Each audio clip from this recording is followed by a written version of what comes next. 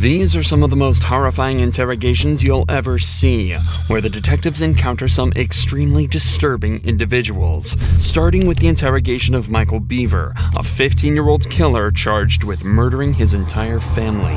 Hello? My brother's attacking my family. Your dad is attacking your family? No, my brother.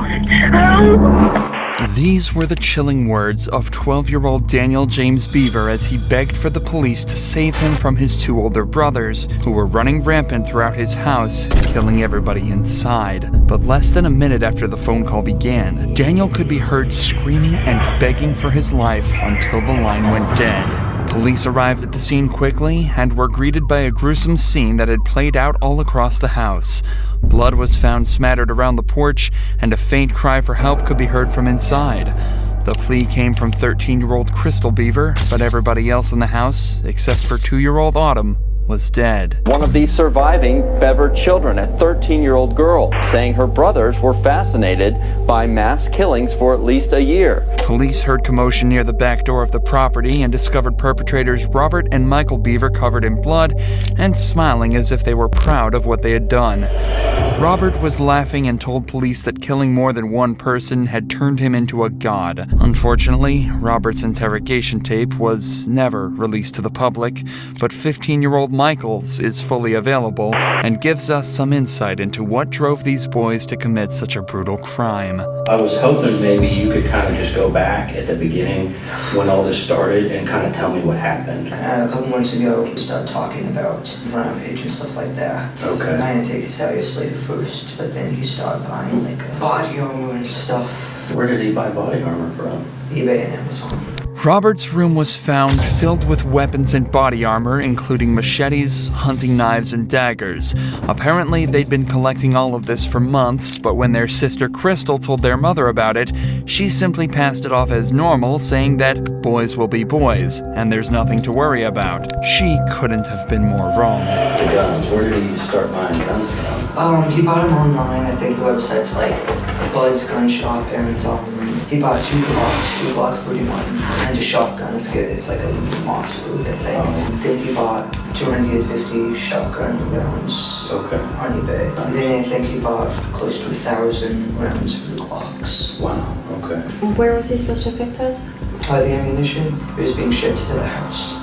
Knives and machetes were one thing, but guns and over 1,000 rounds of ammunition are a completely different matter. So once they'd ordered it to their house, they knew that their parents couldn't be home when it arrived. But what did they even need all of these weapons for? It doesn't take 1,000 bullets to kill 5 people. Well, it turns out that the brothers had a much, much bigger plan. Tell me more about making plans and what you guys talked about. Making plans, we all plotted every night. Why did he want to do it? Because he just, he says he hates everyone. He thinks society is pointless. And so he wanted to, beat, amount of other famous people like Columbine and James Egan Holmes. So did you guys have a goal? Did you have a number? He just wanted, I think he wanted to kill 50. Okay. The two boys stayed up late most nights talking and scheming, and once they realized they were both separately interested in murder, the die was cast, and from their perspective, there was no turning back. The boys had grown a bond throughout their lives due to their living conditions. Their parents, April and David Beaver, were somewhat abusive to their children. They were homeschooled and even told not to interact with children outside of their own family. This left them alone with their own thoughts a lot of the time, and their only perspective of the outside world was the one that they'd formed in their own minds. This is how they developed such a negative outlook on society, and what drove them to form the next part of their plan. You picked a date, you said. Yeah, which was yesterday night. That was the date. How'd you pick the date? It involved a number of packages and stuff would be out. Because, all the ammunition, he didn't want them to see that. So we wanted to kill everyone at the house first. Okay. And then wait for all the packages to show up over the weekend. And then we take the Yukon and we'd get our state with the guns. So, their plan was set. Michael even said their idea was to cut up and dismember the bodies of their family and hide them in bins while they camped out waiting for the guns to arrive. He even added the gruesome detail that they only left Autumn alive because they had planned to decapitate her with an axe a little while later. But of course, all of these ambitious plans fell at the first hurdle. So what was it that happened that night that caused everything to fall apart for the brothers? The murders began with Crystal, who had entered their room at 11:30 p.m. on the 22nd of July, 2015, to the sight of them gearing up with body armor and knives. Michael lured her over to his computer, and Robert slit her throat from behind. And so she fell down and started screaming. Yeah, one of them kept stabbing me. I kind of freaked out because, and then my mom came in and she started yelling, call the police, get dad. And then he came over and started attacking her. So he stabbed your mom with the same knife? Yep, same knife. And where did he stab her? I think in the neck too. At this point, Crystal had managed to get up and stumble out of the door in an effort to escape, but Michael quickly followed her and dragged her back inside. Is she still alive? Yeah, she was still screaming. And then that's about the time Dad came down. They got a little bit of a fight, but then eventually Robert got him down, Did he cut his throat too? The three eldest members of the family were now well and truly out of action. With their parents dead and Crystal's throat slit, bleeding out on the porch, they just left their four younger siblings, the people they thought would give them the least problems. This is also where we rejoin the story from earlier, and Daniel is on the phone with police hidden in his room. I was sitting on the phone with the police. I grabbed the phone, which is my phone, got my phone. And then I ran into the kitchen and I smashed the underground. Which was your phone? Yeah, it was my phone. Now you don't have a cell phone anymore. Shortly after, Daniel too was stabbed 21 times in the back, shoulder, and chest. The final two victims were hidden in locked rooms, but Michael managed to convince them that Robert was attacking him too. This lured them out, and the brothers finished their attack by once more stabbing 6-year-old Christopher and 5-year-old Victoria to death. Throughout this interview, though, Michael has been placing a huge amount of blame on Robert, even at points saying that he was just standing there, letting Robert do all the work, and that he was only part of this in the first place because he knew Robert was going to do this anyway, and he wanted to be on his good side. I didn't kill anyone, I couldn't do it, so I was going to let him, kill everyone.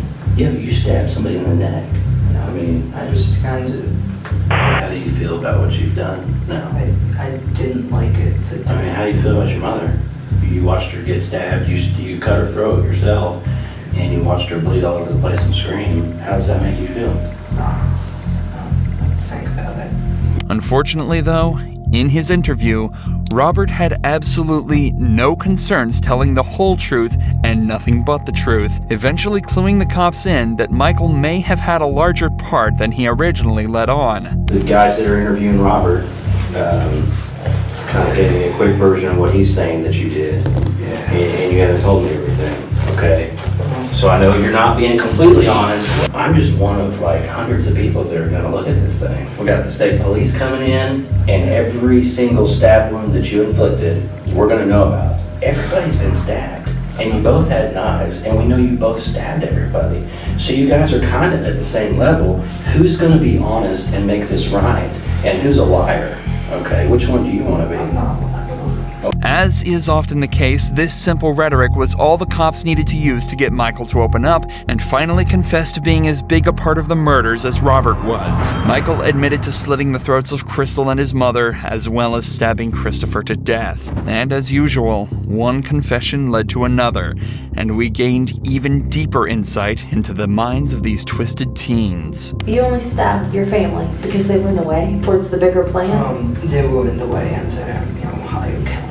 This higher count, I'm confused. Is this a game? It's kind of become famous, kind of good. It now fully comes to light that the murders truly weren't personal to any extent, and that the entire reason for this slaughter, and any that would follow, was just for recognition and fame. This became even more obvious when searches of the home revealed rolling surveillance cameras and storage drives with all of their plans saved to them. Robert later revealed that they planned to make 2 videos, one to taunt the police with, and another to post online. The rest of Michael's interview footage consists of him writing a statement that unfortunately was never publicized. But whatever it was that he wrote must have been pretty messed up, as the detective watching over him couldn't even finish reading it, and reacted like this. Of course, at trial, neither of the boys stood much of a chance, yet Michael attempted to plead not guilty on the grounds of insanity. However, it didn't go so well for either of them, and they were both given 5 life sentences without the possibility of parole. But this next case with a murderous grandma was much more complex. Is he alive? He's not? Oh, good. Oh, thank you. This is 63-year-old Cynthia Siedebacher, a once beloved grandmother and wife who chillingly was hiding a dark secret. When Cynthia suffered a stroke, her daughter Laura agreed to let her stay in their guest house while she recovered, allowing her to live in comfort near her family. But comfort is far from what Cynthia experienced, as inside the lavish, expensive house in California lived a troubled and unhappy family. My brother would tell me that she didn't approve of the way he disciplined the kids. On the other hand, my brother didn't approve the way she would discipline his kids. While outwardly being known as an agreeable and friendly guy, Laura's husband Jawad was secretly a harsh and aggressive father. In what he simply called tough love, he would verbally and physically abuse his family, as well as break his children's toys when they misbehaved. My Aunt Cindy would be on the back patio smoking because she wasn't allowed to smoke in the house. And he would be out there watering and he would see, oh, where I see smoke, I see fire. Gotta put out the fire, and he would hose my aunt down with the hose. He did it to my cousin too, to Laura, his wife. At one point in a bout of rage, he even threw out Cynthia's late husband's ashes. But despite all this, the family put up with Jawad's actions, until one day, everything took a horrifying turn for the worst. Cynthia had purchased a revolver from a local munitions store. All she needed now was the trigger, and it wouldn't take long for one to appear. On her 62nd birthday, before heading out to her granddaughter's spelling bee, Jawad said something that filled her with rage. You can't go like that because it looks like you're ghetto in this. Just a few minutes later, 5 gunshots would be heard echoing across the neighborhood. Then 5 more, and 5 more again. Jawad's body was found later sprawled across the kitchen floor, covered from head to toe in 12 bullet holes. Meanwhile, Cynthia had traveled to a nearby Denny's to order breakfast, and then went to casually celebrate her birthday at a casino, completely unfazed by the horrific acts that she'd just committed. But due to her jaded past with Jawad, it wouldn't take long for police to land on Cynthia as a leading suspect, and they picked her up at a coffee shop just hours after the murder. But who would suspect a sweet old grandma had just killed her own daughter's husband? Cynthia knew that in custody, all she'd have to do was spin a couple lies, put on an act, and by all accounts, she'd be set free. Well, unfortunately, Laura's husband has passed away. Huh? We're going to ask you some questions. We're going to ask you some questions because we're trying to figure out what happened today, okay? All right. Likely realizing that she wasn't going to be winning any awards, it wouldn't be long before she dropped the act, and her tears turned to disdain. What did you think of him? Okay, and why do you say that? That's the big thumbs down. You didn't like him. Eventually, Cynthia remembered how to speak and told detectives about the abuse that her family had endured because of Jawad, recounting the times that he would spray his family with water, verbally attack his kids, and even choke his wife. So while detectives were now aware that Cynthia wasn't the biggest fan of Jawad, they didn't expect what would happen next. Did anybody try to stop him? Can't stop him. It sounds like somebody had to stop him. Or... I did. I was guilty. Okay. Somebody had to stop him. I did. Okay, it's okay. Is he dead? You tell me. Gotta be dead. I think he's dead.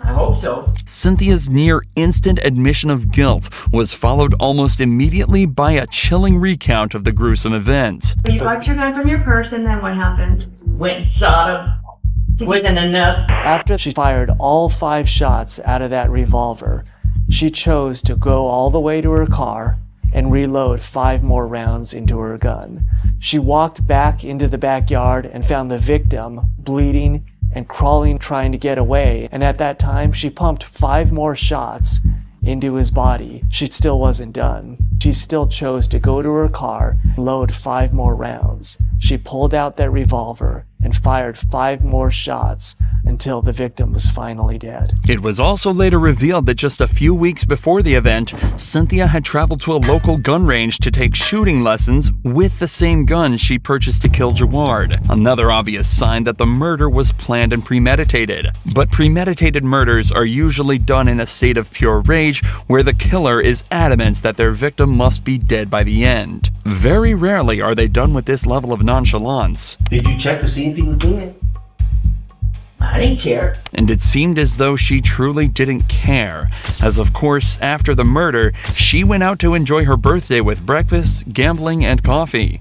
Cynthia also showed no remorse whatsoever when she asked if she even felt bad for what she did. You don't feel bad about it? No.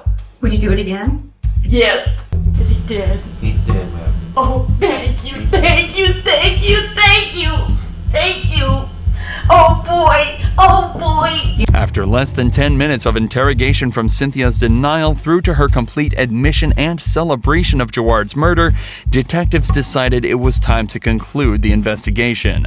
Cynthia's family was let in to say their final goodbyes, and it was here that they truly realized they were living in a nightmare that nobody could ever hope to experience. I wanted to. Through Laura's shrill and uncontrollable agony, Cynthia sits there, nothing but pleased with what she's done, a cold-blooded, unremorseful killer granny. And while her granddaughter was asked to come say goodbye for the final time, Cynthia was shown the true scale of the havoc she'd wreaked on this family, as she refused to even enter the room. Oh, honey. Oh. Don't kiss me. No, you killed my dad. This notion of Cynthia being this cold-blooded killer granny was enforced further by the reply she gave when the detective advised her to pray to a higher power that she would be treated well through the justice system. Whoever you pray to, you make sure that I don't pray to anybody. call it a higher power. I prayed today. Okay. First time I ever prayed. What'd you pray for?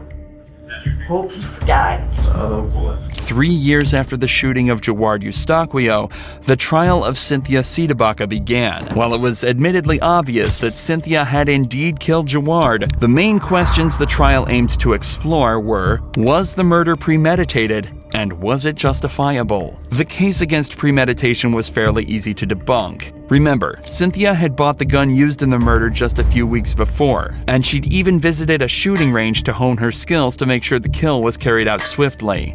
It also didn't help that in this interrogation, Cynthia had said this. 13 years I wanted to go get him. I'm devastated. But the idea of the homicide being justifiable was slightly harder to argue with. Cynthia had claims that Jawad was an abuser, both verbally and physically. In fact, the defense even had Jawad's wife Laura on their side. She attempted to argue that he indeed was abusive, and that it could be excused that in an act of passion or rage, Cynthia had discharged the weapon to protect her family from this man that was supposedly destroying it from the inside out. But of course, the extraordinary interrogation tape was once again cited to dismantle the case. And a few weeks later, a decision was made. And fix the degree thereof as murder in the first degree. This is a tragedy. I love my mom. I love Jawad. There's no win here. Not for anyone. It's just complete sadness. Cynthia Sidibaka was sentenced to 50 years in prison. At 65 years old, that meant she'd be living the rest of her life behind bars. Some people argue that Cynthia's actions were somewhat justified, but the same absolutely can't be said for the disgusting acts of Courtney Clenny, the OnlyFans influencer who was taken to the police station on suspicion of killing her fiancé. And now all of a sudden this is all happening. What's his name? Christian Tobecha Kurobam. Christian? Please, I'm scared of him. On the 3rd of April 2022, Miami police received a terrifying phone call. I can't feel my arm. I can't feel my arm. Oh, my boyfriend is dying of a stab. Ma'am, what is the address? 131 Northeast 7 times. Baby, I'm so sorry. 27-year-old Christian Toby Abumseli was bleeding out in his girlfriend's lap with a brutal stab wound to the chest.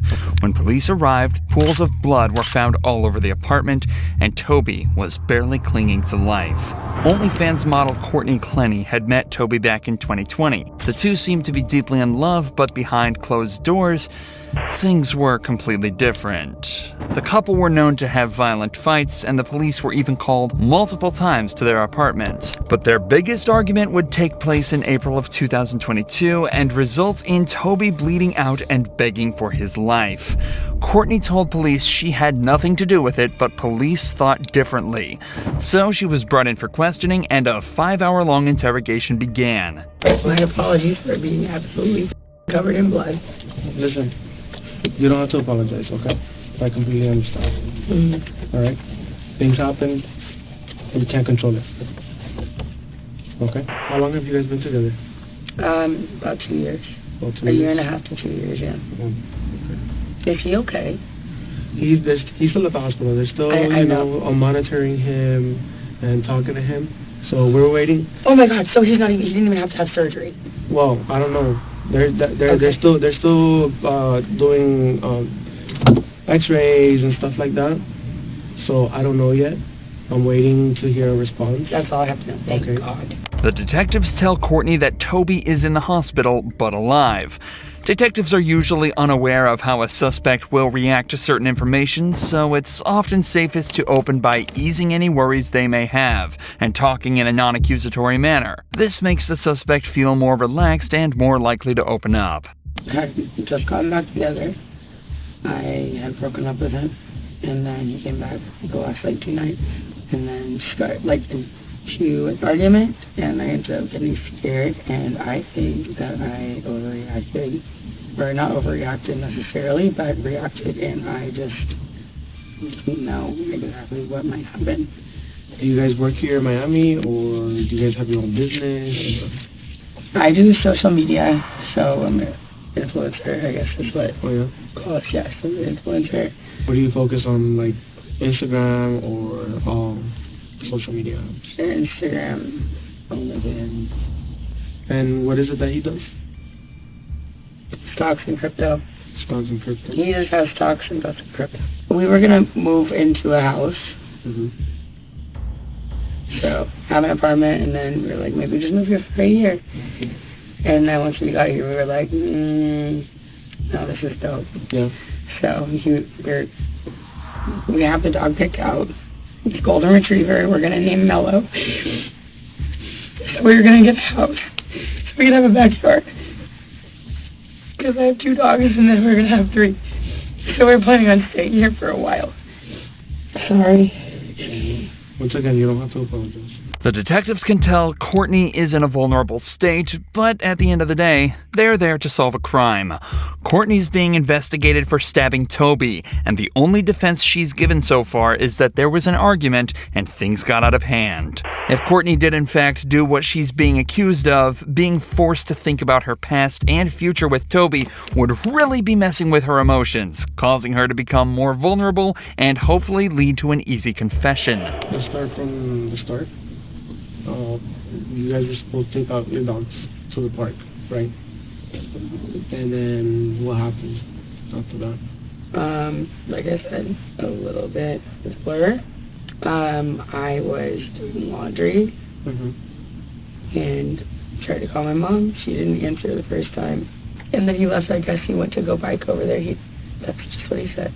I don't know if he walked or biked, but he told me he was going to bike first. Like a bicycle? Yeah. Okay. And then he came back with a Subway sandwich, and I said something about oh, are you gonna reshare your location with me, did you and share it? And he said, yeah, and shared it. And I was like, oh, when did you do that? And he goes, the other day, when you were done with me. And I was like, okay, well, fair enough, reshare it. And then he told, it kind of turned into a little argument or something. And then he told me to reshare mine, and I was like, okay, yeah, I will. And then I didn't do it immediately.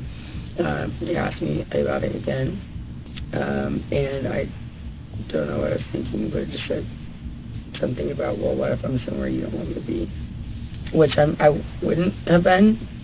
I love him, but maybe you don't want to know where I am. I guess maybe it'll just hurt him because he was pressing me. And he ended up pinning me against the wall. I mean, I said, like, choking me on the floor. It's just, like, they were looking at my neck, and I was like, I mean, I'm not saying, like, choking me, like, you know, whatever. But, I mean, he had my, like, neck. Like, and this happened twice before, where I couldn't breathe, and I was on the floor. Yeah. I could not breathe. And I don't think that he was trying to kill me, but I was scared. And all 3 times I have been scared. I'm on the floor. And you have me pinned. Get my mom on the phone. So this happened like over by the door and somehow moved like over in the living room. He was standing by the couch, facing toward the kitchen, and I was in the kitchen. And then he just like, I could see like all the whites in his eyes, and he was like coming at me. And so I grabbed one of these knives. My mom got me for Christmas. I grabbed one of them, and I was like, I swear to God, it was just like, I mean, I grab and be like, don't come anywhere closer to me. Because, I mean, earlier, I was having 2 other times I couldn't breathe. I'm sorry. I couldn't breathe. And it's very scary. And I just think, like, just like this kind of thing where I was saying, like, do you know if he's okay? If he's choking me and he's angry enough, he might, like, I mean, this is different, I think. But if he's, like, choking me or, like, pinning me or something and I can't breathe, he might go too long. So I grabbed my knife and I said, don't come anywhere closer to me. I had absolutely no intention of using it. I'm on the phone with my mom, and he's coming at me like he's going to grab either the phone or, like, the knife or something. And so I was just like, I was like, don't come any closer. It's coming at me, and I threw it. And I meant for it to go. How far away was he? Well, I was by my fridge, and he was, like, by the edge of one of the chairs of the sofa. Like comparing to what 10 feet. I'm trying to think in my head. To recap, Courtney says that an argument started when the pair had both stopped sharing their phone locations that resulted in him pinning her against the floor and her retaliating by throwing a kitchen knife across the room, piercing him in the chest. Courtney also clearly states that her attack was in self-defense and specifically involved her throwing a knife 10 feet across the apartment that landed perfectly in his chest, causing him to bleed out and fear for his life. So then, you were by the fridge and he was by the couch? Yes, I was in front of the fridge. He was by the couch. Yes, and then behind my island. And then what kind of movements did he make at the moment? He was going to walk running up? At me. Running? Okay. Well, charging, aggressively walking, something. What was he doing? Like, was he doing something with his hands or? He had his hands up. I couldn't tell you exactly. Was he yelling at you at the time? Yes. Was that at the moment that he was charging you or earlier in one of the arguments? It was before he choked me. Yes, it was before he choked me. Okay. Or whatever. But I swear to God, I was scared. I mean, after like what I was scared. And I was on the phone with my mom and it was still happening. Yeah. I was scared. So you told me that he had you against the wall at one point, right? With his hands over your neck? Mm-hmm. And how did you end up from the wall to the ground? Let me go, and then I started swinging on him because I had been against the wall. Okay. I started trying to hit him. Yeah. And then he put me on the ground. He dropped you to the ground? When I'm trying to remember like a whole situation of where I was very upset about something, which I've learned this in therapy and whatever, it's like write down like all the details so you don't forget. Just like write it all out clearly so that it makes sense to you and makes sense to somebody else. But I haven't had a chance to have a pen and paper or my phone to like write down exactly what happened, and I haven't really even like fully thought about it. So honestly, my answer is I don't remember. That's fine. Okay. You guys have a history of violence? Yeah. You say you've been together how long, sir? Almost 2 years. Almost 2 years. 1.5 to 2 years. So how many incidents you think you've had? I don't know, but we shouldn't be together. Have you made a report before? No. You've never made a report? Oh, I did in Dallas actually about a year ago, and he was detained. And what happened there? He had pushed me in lobby, but it wasn't like a big deal, and they made it a huge deal. The couple had also been involved in another incident in Las Vegas less than a year earlier. Police were called to their apartment after a loud argument was heard, as well as glasses smashing on the floor and walls. The apartment was trashed when police arrived, and Courtney's story was all over the place. Why did you call for help? Because we were getting really loud. We were getting loud. And I was like, oh my God, we're gonna like do damage to the room or something. Not damage to each other. Like I really want to like. Why would you highlight think that. Why would you think that you were gonna do damage to the room? I like throwing something or like. Did you throw something? Did I? Yeah. No. Did anybody throw anything? No. So why would you think that there is damage to the room to be made? Because I've done that before in our house, and I. What have you done? Thrown a glass and plate. Did you throw a glass or a plate to a team today? No. Okay. So if No, this is before. Okay, so when I go to the room and I see a broken glass on the floor, where did the glass come from? I don't know. I literally couldn't even remember how the fight started. Okay, well. Was there? Yeah. Maybe I did. Well, I'm guessing that I threw a glass, but that sounds like me.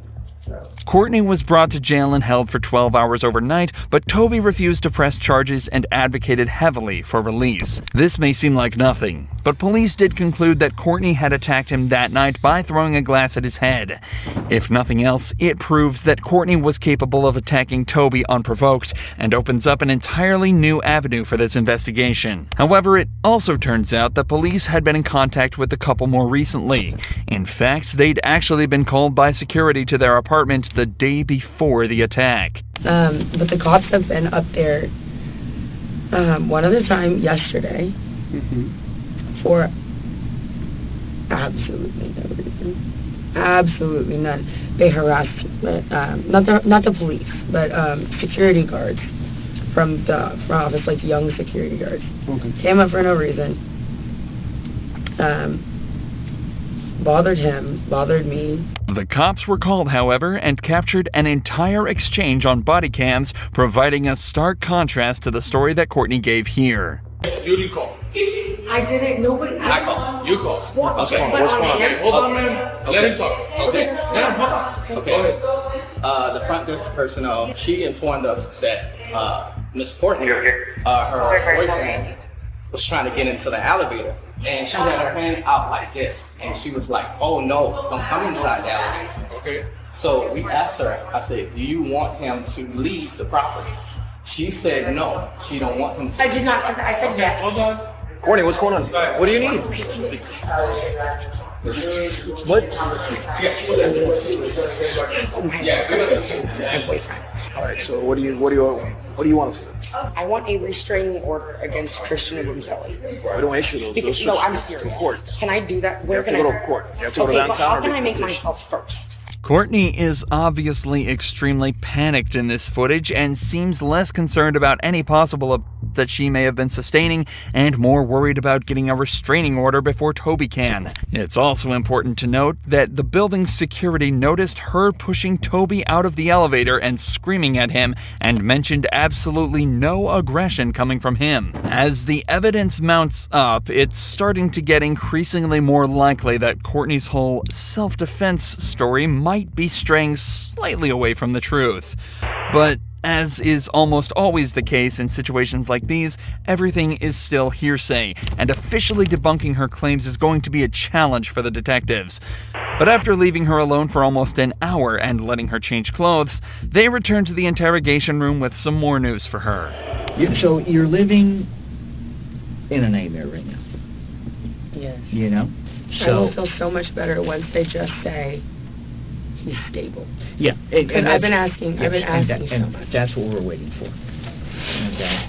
I mean, I feel like at the end, I mean, if he's not, that's a lot worse for me.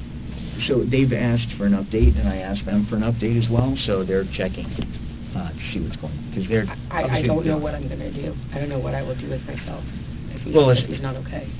No matter what. I mean, I clearly we can't be together. No matter what happens, no matter where this falls, right? It's out of our control. So we have to inform you that Christian did not make it. Okay. Unfortunately, the doctors did what they could. And Christian is dead. Yes. Oh my God. This is not real, right? Okay. There's no way. Christian died? Can I please have a hug? Am I allowed to do that in here? Sure. Yeah. Relax. You'll be fine. No. Calm down. Calm down. Take deep breaths. I need to hug my mom. I cannot be left alone in like a room by myself. You won't be. After this. No, that's not true. That's not real, right? It is real. Christian is dead. Yes. They're not gonna lie. The last thing he ate was Subway. What I was saying to that other room, I said, God forbid, when like from far away, what if it had accidentally hit a little bit lower and he died? So we can't change what's occurred and get him before. So just step by step. So you'll get through this, all right? It's easy to tell by the detectives' reactions that they're fairly convinced what happened was indeed self-defense. In fact, one of them was even talking earlier about how he's sure she'd be allowed home that night and that everything was going to be fine. So it obviously wasn't hard for her lawyer to convince them officially that she wasn't guilty and she was let off without any charges. But remember, the detectives weren't aware of any of the evidence mentioned so far. All they know is what Courtney told them. So as time went on, evidence started to mount up, and the Abumseli's case was starting to become stronger and stronger. The body cam videos started to become publicly available, and the true nature of her previous arrests came to light. There were also unflattering videos such as this one showing her drunk in public just days after her release. Yeah, and they're seeking justice. Sir? Yeah, What? let's all videotape her. Right now, you should go. Yeah, you should go. Because you just know her boyfriend. Yeah, you did. Yeah, and yeah, okay, cool. Sure, people make mistakes and drink too much. But when you're seen acting like this in public just days after bawling your eyes out in an interrogation room, you don't exactly get painted in the best light. Just days later, footage secretly recorded by Toby was found on his phone displaying Courtney violently screaming at him, using aggressive language, hitting him across the face, and using racial slurs. You literally talked to her without telling me! Courtney, I was on a bike ride and she passed me and I said, hi, you and Courtney are having a live chat. My bad, I forgot to tell you that. That doesn't make you to act and call me a Yes, thank you. Coming from thank you. I want you to get away from me! So due to this and many other accounts stating that Courtney was well and truly the one, she was officially taken to court by Toby's family. This is where the final nail in the coffin was delivered by a medical examiner who'd observed Toby's body and come to a conclusion. Now, based on the information you received that the defendant was alleged to have thrown this knife, do your observations support that? If the person who supposedly did this is an expert knife thrower, and the knife is the type of knife that you can throw, I guess that could have happened. Did you receive any information that the defendant was a knife thrower? No. So based on that fact that you did not receive that information, would it support that? No. And what would you expect to see a knife do if someone just flung it at somebody? It would just hit the body and bounce off. Now, as a result of this case, did you come to a cause, or did you make a determination as to the cause and manner of death? Yes. Could you please explain those to the court? The cause of death was stab wound of right subclavian artery. The manner of death was homicide.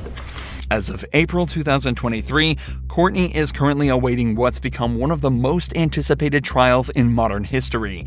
She faces life in prison on account of second-degree murder, with all of the evidence stacked against her. Courtney's case is still ongoing and is an incredibly difficult one to solve, unlike the case of Yardley Love that was solved almost instantly when the killer made a disastrous slip-up. No way, I didn't do it. No way.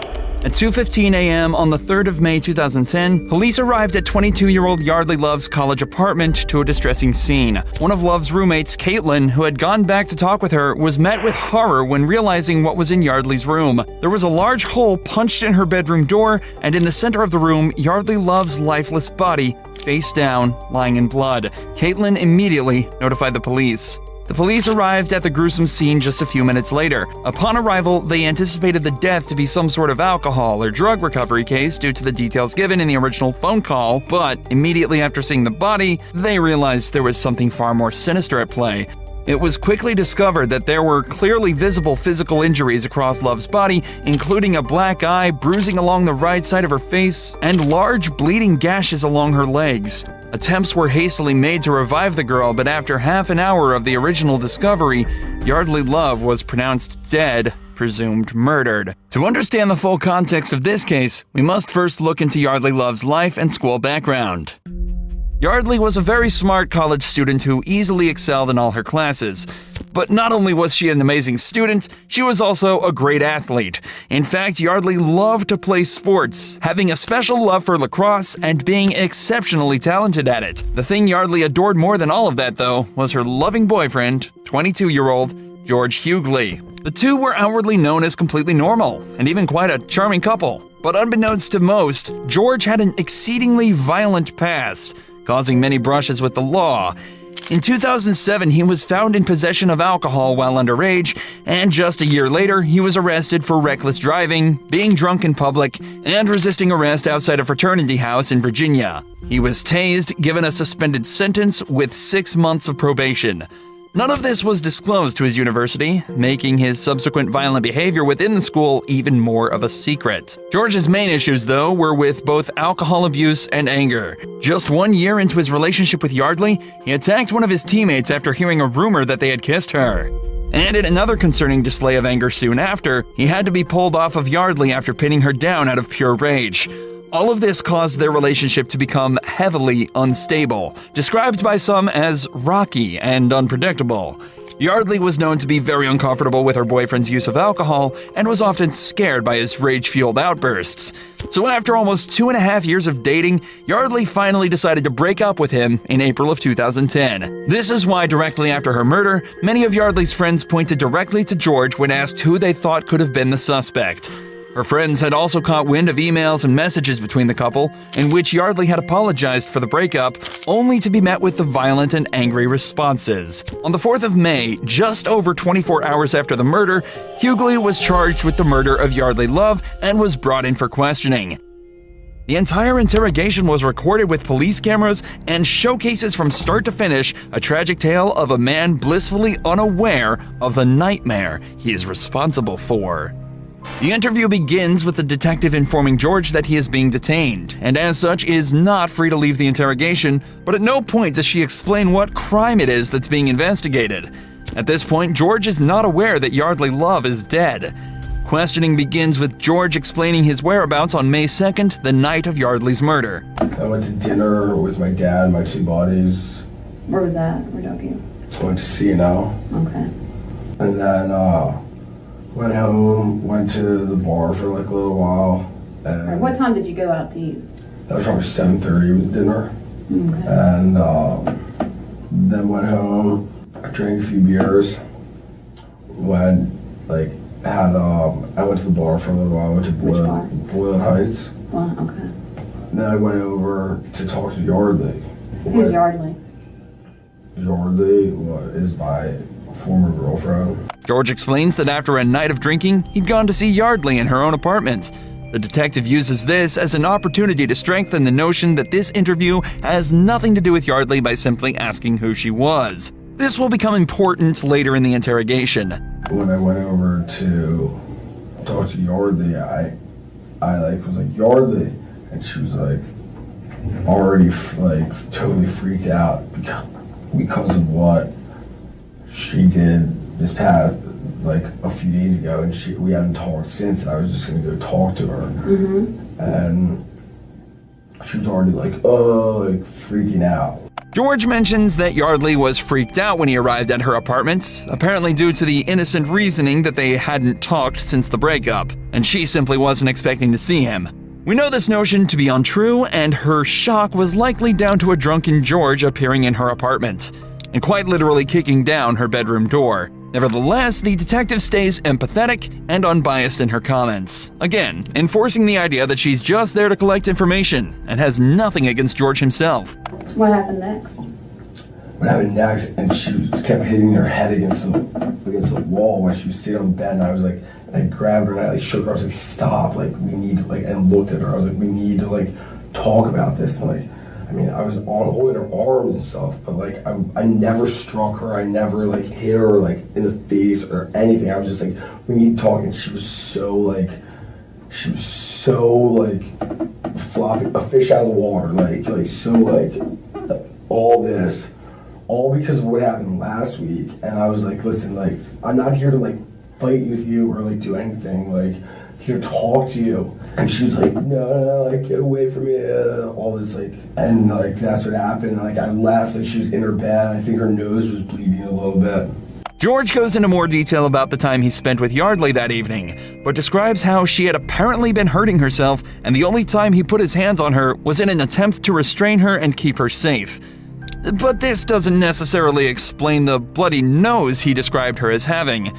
The man's answers are also somewhat scattered. He adds unnecessary detail and repeats himself, the first sign that he is beginning to feel panicked and uncomfortable. The detective goes on to ask what it was that had happened last week, to which he explains that after they had broken up, Yardley had allegedly stormed into his apartment and assaulted him. He doubles down on the idea that this is why he went to see her that night, and at no point did he hit or strike the girl at all. And I never like hit her, never struck her, never, and nothing happened. All right, so you go over there, knock on the door. Her front door was open, her room door was closed. I knocked, like Yardley, like she heard me, opened the door and went in. All right, went in where? To her room. All right, straight to her bedroom? Straight to her bedroom, yeah, I mean. How'd you get through the door? Her door or the front door? Her door. Actually, it might have been locked. It was. Just these two words from the detective are enough to plant seeds of doubt in George's mind. Questions like, how does she know it was locked, arise, and he begins to mentally question why he's even being detained in the first place. This sets him more on edge, and he begins to fumble over his words, seemingly flustered and taken aback. Yeah. Actually, yeah. Just be honest with me. Yeah, no, yeah, it was locked, yeah. Because I think I put a hole. Yeah, you punched a hole through the door? Pretty sure, actually, now. Yeah, that used to have that, yeah. I was like, listen, like, what you pulled last week was outrageous. Like, I just want to talk to you. Why'd you push the door then? Because I want to talk to her. George is now clearly concerned and on edge, and is caught in his first lie after admitting that he had punched a hole in the door, signaling that he may have been more violent and angry than he'd originally let on, and possibly showing how he may begin to open up and explain more throughout the interrogation. You know what you're talking about? I mean, about so many different things. Okay. Like what? Like what she did last week. Like went to like Carolina, how she attacked me. You know, like she went to Carolina and hooked up with someone Sunday when we were still trying to figure out things. Came over, attacked me on Tuesday. You know, and I'm just sitting like, I was like, this is outrageous. More information is now given as George opens up. It goes beyond him saying that he was attacked to saying that he felt as though she had cheated on him, all while he was trying to make things better between them. He expresses frustration, an emotion that can easily turn into resentment and anger under the right conditions, such as alcohol abuse.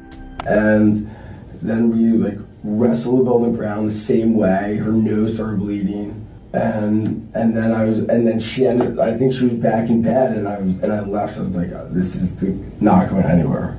How'd she get back in bed? We were like wrestling, and we stood up, and I tossed her. I pushed her onto the bed. I was like, go to bed. Like, I'll talk to you later. I'm like, I didn't like throw her, but like we were like standing up at this point after we were wrestling on the ground. she had like a bloody nose. And I was like, Did go to bed. Okay. And you kind of tossed her on the bed and you left? Yeah. Okay. Did you go back and check on her at any point? No, I did not. Okay. Did you touch her neck area at all? Did you choke her at one point? I may have grabbed her a little bit by the neck when we were like, but I never like strangled her. Okay. But I mean, during the whole like commotion, you know, like I might have grabbed her neck, but I never was like strangling her. Okay. All right. The bloodied nose is a perfect example to describe how George continues to open up regularly throughout the interrogation. Originally, he had no idea how it had come about. His best explanation is that it happened while Yardley was hitting her own head against the wall, but now all of a sudden it happened while the two of them were wrestling on the floor. This came alongside admissions that he had pushed her onto the bed and that he may have even strangled her at one point. While he's still not made aware that he's killed the girl, pressure is continuing to rise as the truth begins to surface. She has a pretty good knot on her head. That's why I'm asking how you can explain how that would have happened. I mean, I don't even know when a knot. I mean, like on the side of her head, she's been hit pretty good right there. So I'm just trying to figure out, did you hit her with something? No. Was that her head into the wall? Never touched her or struck her or anything. Well, you touched her. You had your hands on her. I said never struck her. Okay. Never at all. Like. Well, I'm trying to figure out why she's got a black eye and why she's got a big lump right there. I mean,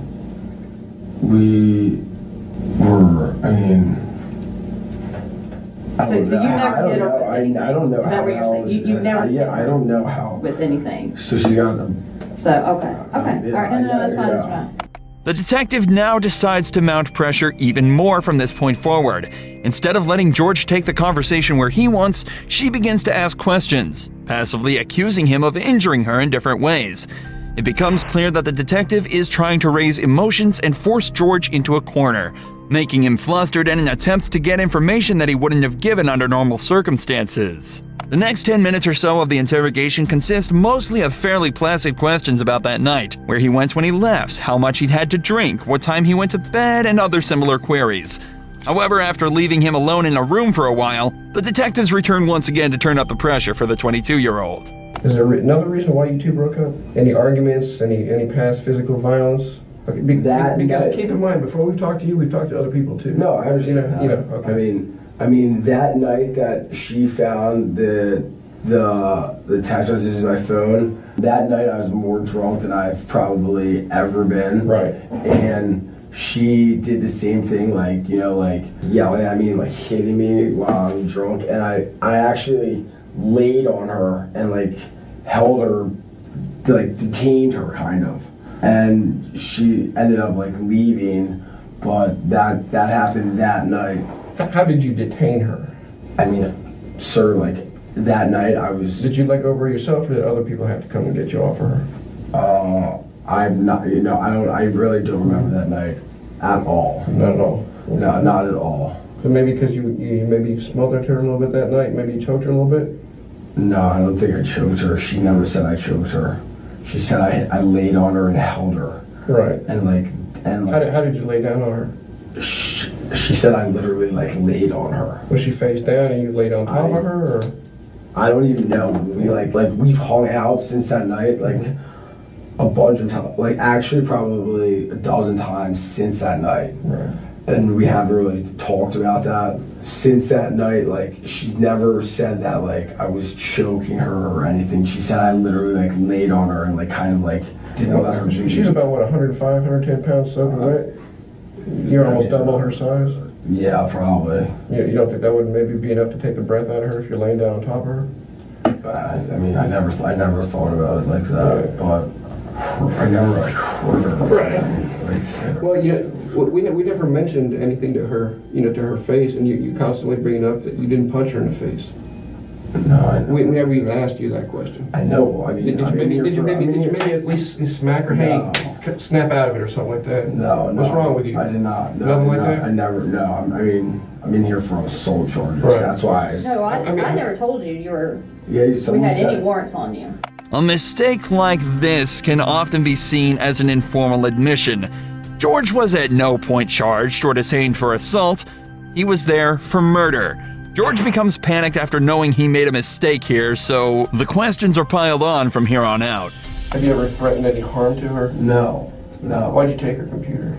I don't know. I have no idea. There's maybe because there's evidence on the computer, emails that you sent? No, there's no. I mean, you can read all the emails and everything back and forth. There's no threats. There's not going to be anything on that computer that we're going to bring up forensically that came from George saying, hey, you know what?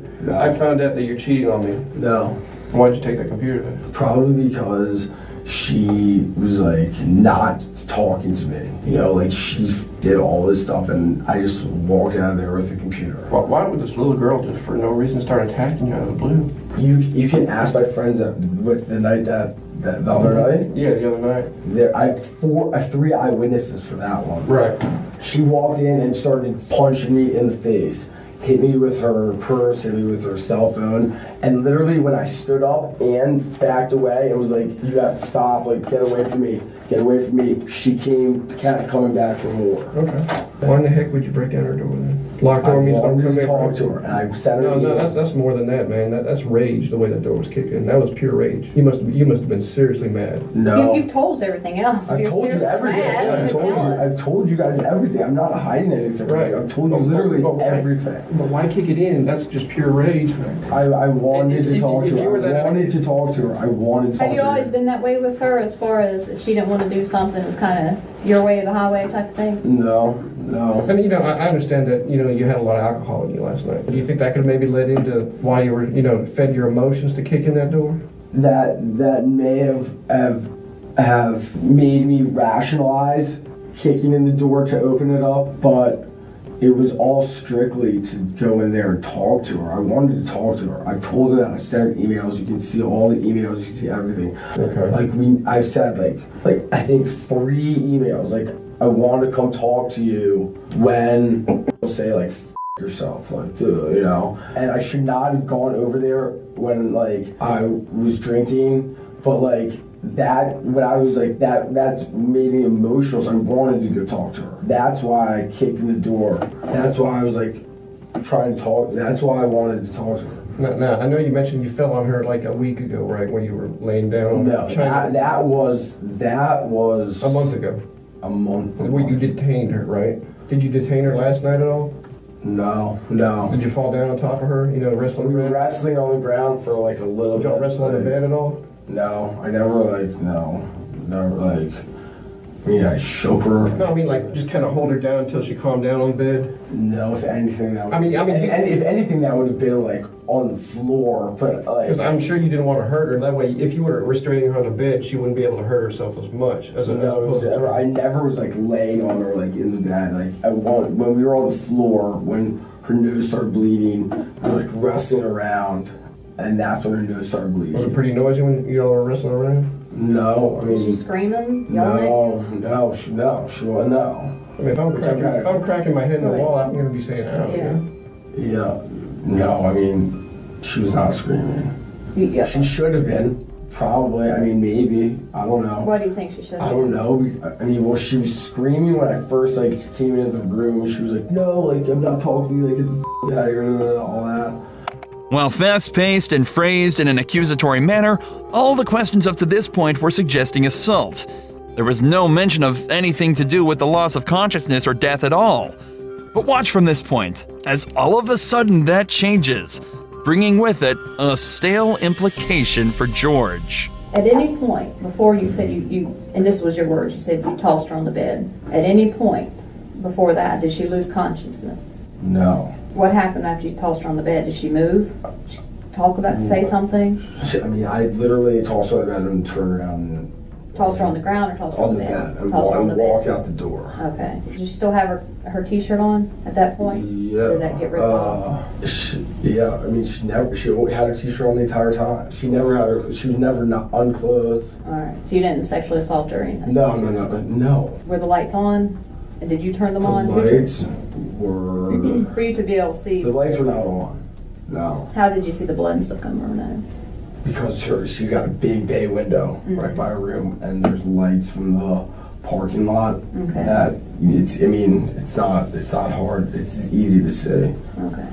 So when you tossed her back on the bed, in your mind, she was bleeding. But you said she was bleeding out her nose, and you didn't feel like you needed to call rescue? No. After that, after banging her head and No, shaking her and blood coming out her nose on the floor? No. I mean, it was. Let me ask you this: did you when you left out there, were you kind of like she got what she deserved? Is that why you didn't call 911? No. It wasn't about that for me. It was about going to talk to her. With the more serious questions and allegations building up, George becomes far more defensive and panicked. But as far as he knows, he's still just here on suspicion of assault. That is, until this sudden chilling moment that this entire interview was building up to, when George's entire world is ripped out from beneath him. Well, I have to tell you something. Well, I think I know why you took the computer. Why do you think? Is that right? Go ahead. No?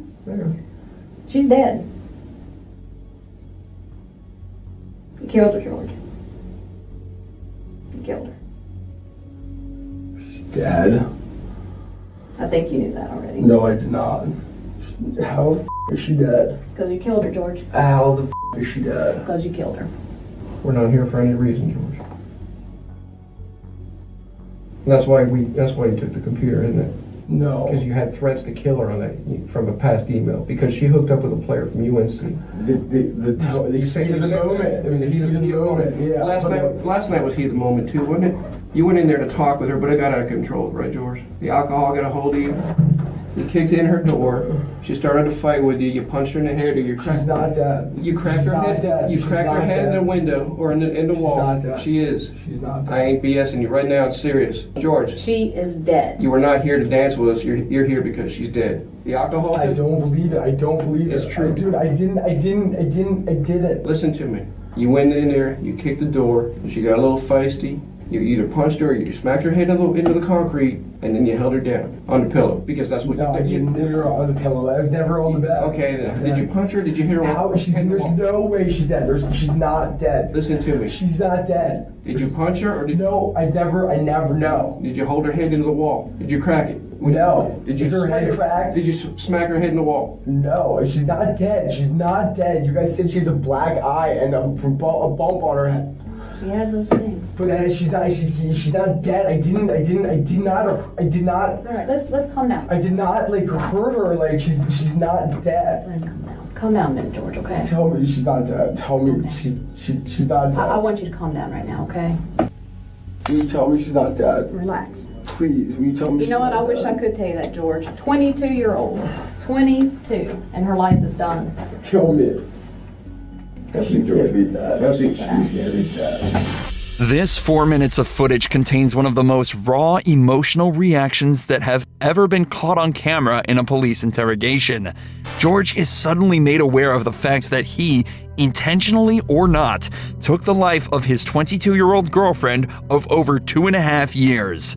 Because of his reaction to the news in this tape, it was eventually decided that the murder of Yardley Love was not premeditated. But still, on August 30th, 2012, George Hughley was sentenced to 23 years in prison for the second-degree murder of his ex-girlfriend, Yardley Love. But 23 years seems like nothing when you hear that this next suspect was sentenced to death. But not for the reason you might think. You're telling me they shot you with a revolver in your eye? Yes. Is it a BB gun? No, it was a real gun, man. It was just a revolver. They shot you in the eye. You wouldn't be talking to me right now. It was most likely you'd be dead. But little did police officers know, he was actually telling the truth. As while 18-year-old Ryan was being mocked by detectives, he was suffering from a gunshot to the head and experiencing a brain bleed that could end his life at any moment. I'm trying to go back to sleep and try to go back to bed. You're not going back to bed. On the 23rd of December 2006, two men broke into Ryan Waller's house looking for revenge for a past argument. Ryan heard the noise at the door, but when he went to investigate, a hand reached inside and shot him twice in the eye. The two men, Richie and Larry Carver, then entered his house and shot Ryan's girlfriend Heather, killing her instantly. By some miracle, 18-year-old Ryan survived and was able to talk to police when they arrived hours later. Given he'd just been shot in the head, he told them he had no idea what happened, but instead of being taken straight to the hospital, he was taken to the police station and interrogated for the longest hour of his life. Before the interview started, Ryan was left in the room alone. He squirmed in pain for 20 minutes straight, and worse yet, he was handcuffed to the desk and unable to scream for help. Man.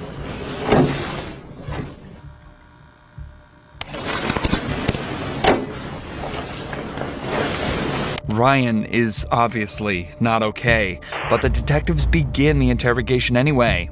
You know why you're down here, Ryan? You have no idea why you're down here? Okay. I don't know what happened, okay? So I'm going to read you something to make sure you understand your rights, okay? Ever seen a TV show Cops or CSI or anything like that? Okay. You ever seen that? No. You've never seen any kind of cop show? Lawyer show? Any kind of show? Yeah. Okay. I want you to listen up real close now. Okay, you have the right to remain silent. Anything you say can be used against you in a court of law. What's the highest grade you went through school? I don't know. You don't know the highest grade you went through? 8th? 8th grade? Did you graduate? Yeah. Do you have a GED? I don't know. You don't know what? I don't know. I just want to go home. Oh, you're not going to go home right now. What's the highest grade that you completed? B? No. Not grade as in letter grade. I'm asking, did you graduate high school? No. And the highest you went was 8th grade? Yep. Do you know how to read and write, Ryan? Yeah. The way the detective is talking to Ryan implies that he knows something is wrong. He's raising his voice slightly, slowing down, and talking in very simplified language just as you would a child. Yet even with the massive red mark around Ryan's face and the dazed responses he's giving, the detective still decides that nothing is wrong and continues questioning him. Do you have a girlfriend?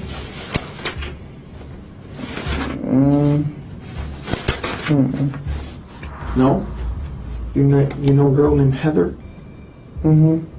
What is Heather's last name? The one that lives there right now? I guess, I don't know. If her name's Heather, what's her last name? I don't know which name she's trying to use as her last one. She's trying to have a real last as her nickname, so I don't know. What nickname does she go by? She probably wants the last name, Kyman. Kyman? How old is Heather? 16 or 17. Is she a white girl? Yeah. How did you meet Heather? I've known her since school. I don't know. You just known her from school? She used to be a business name. She used to be in the class, your business class? Alright. What happened to your face? I don't know. You told the officer just a few minutes ago that someone hit you. Do you remember who hit you? I think it was Heather. Why would Heather hit you?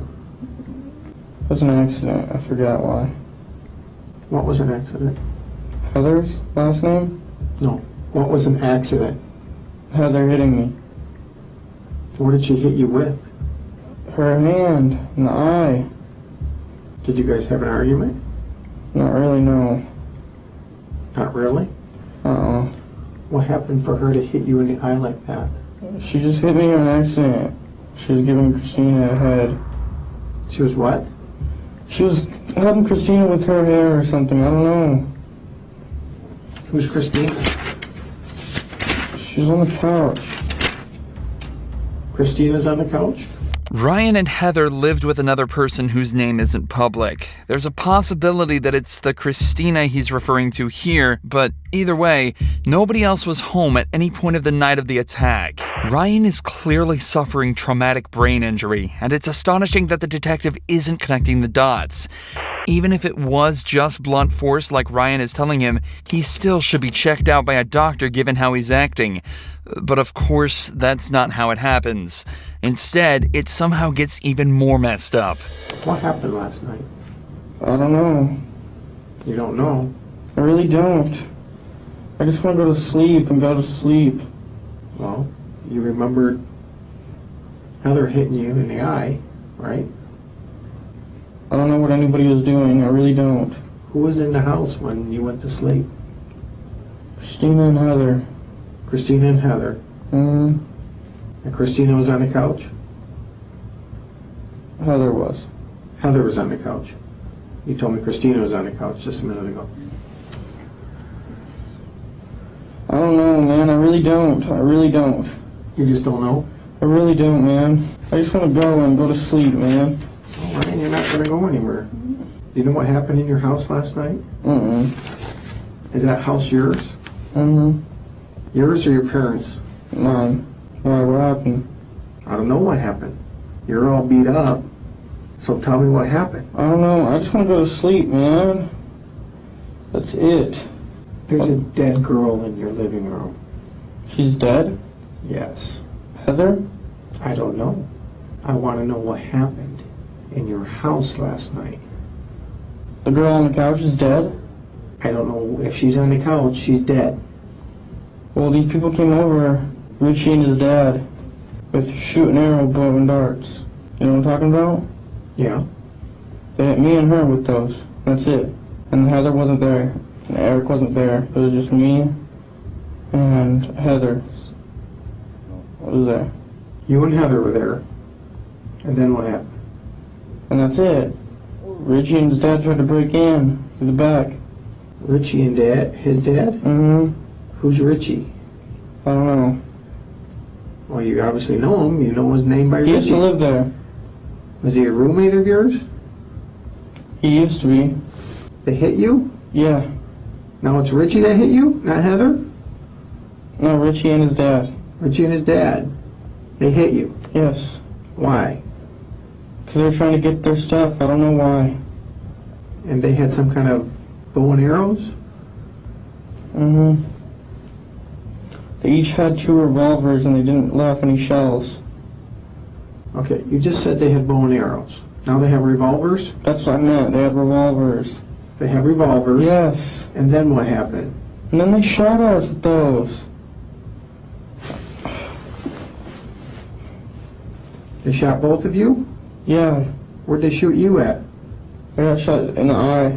You got shot in the eye? I think so. With a revolver? I think. I don't know, man. I don't know. Fuck.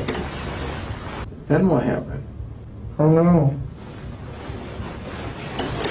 You don't know a lot, Ryan. I don't, man. I really don't. I'd like to see this detective try and articulate himself anywhere near as Ryan is in this situation. He's managed to recount the exact sequence of events as well as the perpetrators' names with the revolver bullet still in his brain. It does sound like an unbelievable story, and that's probably why the cop is essentially laughing at him by now. But that still doesn't excuse any part of what's going on. He's obviously distressed, in pain, and needs to go to the hospital. But he's still more than half an hour away from any form of salvation. Ryan, why don't you tell me what really happened there? Because I don't believe... I really don't know, man. I really don't. I don't know. I can tell you anything, I swear. Well, I want you to tell me the truth. That's all I want. Richie and his dad came there. And I don't know why. I don't know why, but they put me in sleeping hold. And, like, they put me in sleeping hold with the arrows and shit. Like, I lived through that crap. Okay, they put you in a sleeping hold? Yeah. What is that? I don't know. I don't know. I really don't. I don't know, man. You're telling me they put you in a sleeping hold. What is a sleeping hold? I don't know. Well, explain it. And coming out of your mouth. Explain that to me. What's a sleeping hole? I really don't know, man. Okay. You're telling me you're all over the board here, number one. You're saying bows and arrows, you're saying revolvers, and you're saying some other thing, and you're saying they shot you in the eye. Okay? They shot you with a revolver in your eye. Yes. And that's Is it a BB gun? No, it was a real gun, man. It was just a If revolver. they shot you in the eye with a revolver, you wouldn't be talking to me right now. It was most likely you'd be dead. That's what I thought too, man. I really don't know. I really don't know, and I just want to go back to sleep and try to go back to bed. You're not going back to bed. Okay? That's not going to happen. What happened to Heather? Heather got shot. Where did she get shot? Inside the face once. She got shot inside of the face? Mm-hmm. How close were you to her when she got shot in the face? It was after I got shot, so I didn't even hear anything. So you got shot first? Uh-huh. And what happened? Did you fall to the ground? Yeah, I was trying to get up and shit, and I couldn't. And then she got shot? Mm-hmm. And what did you do? Did you call 911? Uh-uh. Did you see if she was alive? She was sleeping still, and that's it. I just let her sleep. She got shot in the side of the face, and you let her sleep? Yes. This does not make sense, Ryan. I know, I didn't mean to, man. I'm sorry. I didn't know she was passing out. That's because I got shot wrong once, too, and I was gonna pass out. Okay, this is now, not before. You're saying right now you've been shot? Yes. In the eye? Yes. With a revolver? Yes. All right. Ryan, you need to start telling me the truth, because your story doesn't make sense. I'm trying, man. I don't know. Just ask me anything, I'll tell you the truth. Just ask me. Well, I'm trying to, and you're not even coming close to the truth. Go ahead, ask me. What happened with you and Heather last night? Her dad came and shot the house. And shot her? Mm-hmm. Her dad shot her? Mm-hmm. All right. And then leaves? Mm-hmm. And what did you do? I tried to go back to sleep. After you've been shot? Mm-hmm. In the eye? Mm-hmm. You didn't know enough to call 911? Mm-mm. Why did you call 911? Because I was just trying to go to sleep, that's it. You just saw Richie's and his dad shoot your girlfriend, and you just felt like you needed to go to sleep? Ryan, look at me. Ryan. Yes. I don't know, man. I really don't know. Why did you shoot Heather, Ryan? I didn't shoot Heather. She was already shot once by her brother, I swear. Richie? Yes. Richie shot his own sister? Yes, I swear. That's it. Sit down. Not me. And you've been shot in the eye? Yes. Put your feet off my table, please. My feet hurt, man. I don't know why. Get them off my table. Let me see your nose. Put your legs down. Put your legs down. Bring your face closer. Oh, my head hurts. Okay. Yeah, be right back.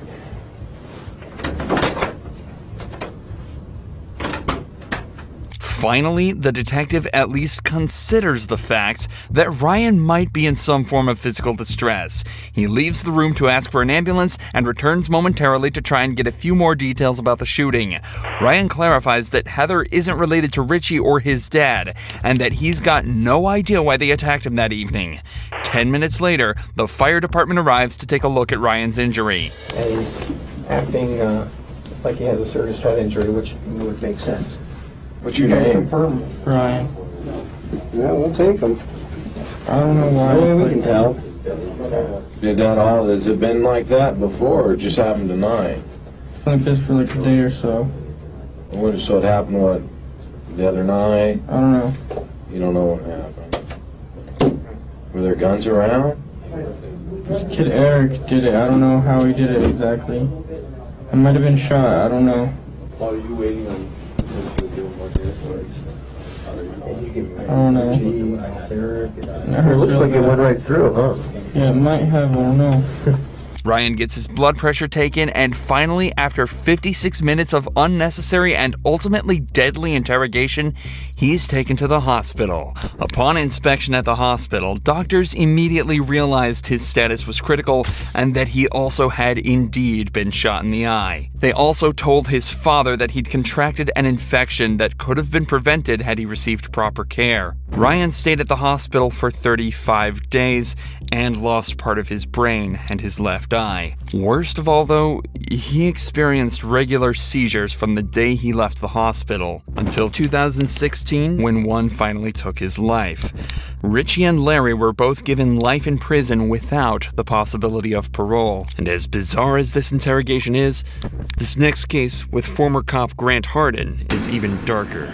Grant has been apprehended on suspicion of murder, but as it would later transpire, his crimes and behavior were so bad that in his interrogation, he tried everything he possibly could to escape. On the 23rd of February, James Appleton had pulled into a parking lot on Ganridge Road to take a phone call with his brother-in-law. Suddenly, a loud banging sound was heard over the phone, and the line went dead. A passerby had spotted a white Chevrolet Malibu parked behind James's car that immediately sped away after the loud noise. When the passerby went to check on James, he was lying dead at the wheel with a gunshot wound to the head. Gateway, Arkansas is a small town of 400 people, so the owner of the Chevy was quickly determined to be Grant Hardin, a 50-year-old police officer who had lived in this town his whole life. Later that night, Grant's vehicle was stopped at a police roadblock after taking his family out for dinner, and he was quickly brought in for questioning. But unfortunately for everyone involved, Grant's experience in law enforcement would prove to make this interrogation one of the most excruciating and difficult that Arkansas police had ever had to deal with. I'm Detective Chamberlain. I know we have James Chamberlain. Okay. Did you used to be a police officer somewhere? Or, I recognized you, but I wasn't 100% sure where I knew you from. But somebody said that you used to be a police officer at Gateway or something like that. Okay. The interrogation begins casually as Detective Chamberlain opens with questions about Grant's career. As they're both police officers, he assumes he can strike an immediate middle ground with him, building trust between them and hopefully getting him to relax so he'd give up information easier. A strategy that he'd soon find out had the opposite effect. Grant is then read his rights, but decides this is where he's going to start making it difficult for the detectives. Here's the thing. I want to talk to you about what you've done today, okay? Can you just take me through when you woke up this morning to when you got stopped by the police out there in, what's the name of that road that you were on? I'm sorry, I'm going to drop Gan Ridge. I'm not going to say anything after I've been read those rights yet. Okay. Well, I don't know what's going on. I am kind of sickly to what I'm here for and things. Up until this point, Grant hasn't been told what he's been brought in for, and states that he's feeling sickly given the circumstances he's been put into. Given his disturbing body language, he may also be feeling exposed and somewhat inferior due to being the suspect of a case instead of the detective for the first time in his life. So you don't want to explain what you've done today? Did you? Is there a reason behind that? What was the first thing said? I have the right to remain silent. Okay. So you're telling me that you don't want to talk to me right now? Okay, cool. Hang tight right here for just a few minutes, okay? As is normal in a case like this, the detectives leave the room for a few minutes to talk about how they're going to handle the interview. And not only does it give them time to formulate their approach, but it also gives the suspects time alone to worry about what could be going on and form anxiety regarding their situation. At the same time, though, it may also give the suspect a moment to collect their thoughts and generate their own story and approach to the interview, putting the detectives on the back foot instead. By the way, I'm Detective Cordier. I think we've met once before. Probably so. Yeah, I think so. Okay, so I don't know if I scared you at the beginning or what, but that's why I was trying to, and I can't, you see the position that I'm in, I can't tell you why you're here, but at the same time, I need to rule you out into something. Does that make sense? When the detectives re-enter the room, they try an obviously different approach, this time attempting to set Grant at ease, stating that they just need to clear him from any wrongdoing, and then he's free to go on his way. Many people would, at least subconsciously, be inclined to open up a little more in an attempt to get out of there as soon as possible.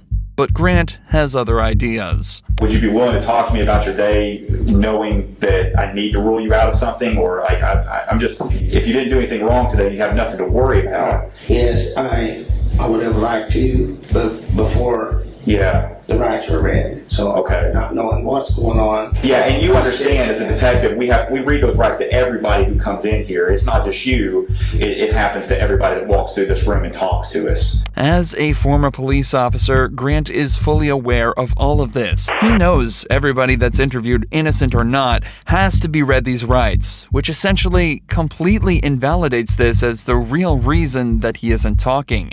He's just using it as an excuse to refuse to talk, and possibly to even stall for time. I guess my question is this, knowing what I just told you, I guess if it was me and I was, if I was in your position, I'd be like, hey, James, I did this, or Grant, I did this, I was at, here, here, and here, and I would just be done with it. But at this point, I can't clear you from this because you could still potentially be a suspect. I don't know if I'm not explaining it right or what was going on here. It fine. I just have to, once the rights have been read, I have to, it says I have the right to be silent. Yes. Okay. Just tell me this. I know you were a police officer before, right? You're a police officer in Gateway?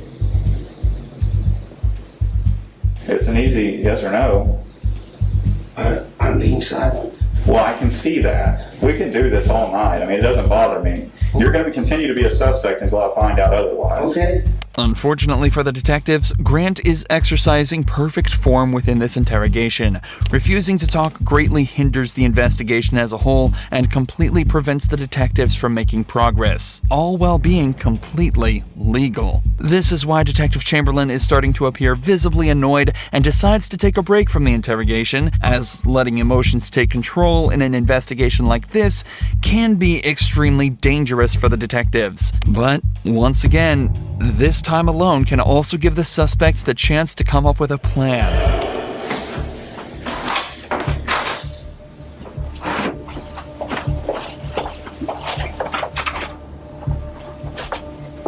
Hello, I need to go. You need to go where? Home or get ready for work in a little bit. Okay, we'll just have a seat and I'll get it for you. Okay. Okay. All right, thank you. Hey, Brian. Yes, sir. The other officer told me you want to talk to me again. What's going on? I'm just ready to go. Okay. And I'm not ready for you to go yet, so you're not going to be able to go. I've got other things that I'm doing right now, so. I was gonna go. Oh, no, you're not going to tell go. you that. Okay. Yeah, no, you're not. But I wanted okay. Perfect. Thank you.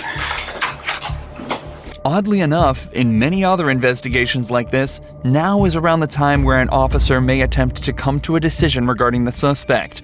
The interview is obviously at a complete standstill and no progress is being made in any direction. The standard protocol would be to either gather the information needed to charge the suspect for a crime or release them based on a lack of evidence. But whether the detective thinks he can extract more information or if it was an ego-based decision, Grant is told to stay and continue the interrogation.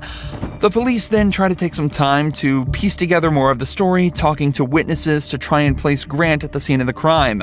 Despite his silence being perfectly legal and acceptable, it greatly increases the detective's suspicion towards him. Suspicion that's only heightened when Grant's wife says that his only alibi was that she thought he was spreading grass seeds at the time of James's death. All signs point towards Grant, and Detective Chamberlain goes back in for round 3. Detective Cordero is talking to your wife right now. I talked to her a little bit.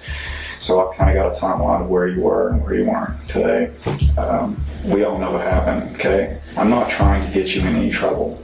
I'm not trying to get her in any trouble. You've got a little daughter, 16, who needs her parents, okay? I don't know if you've had a problem with this guy for a while, and this was an accident, or you maliciously chased him down, or what happened. But if I don't get your side of the story, I won't ever know. We're writing a book. You got chapter 1, you got chapter 2, and chapter 3. Chapter 1 is what happened today, what started out today, how your day started.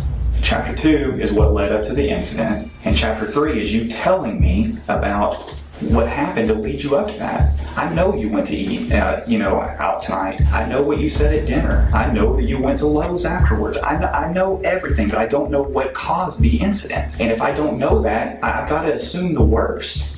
I'll let you think about it. I'll give you one more chance here in a few minutes, and I'm not going to talk to you anymore. I'm telling you that. Well, what happened?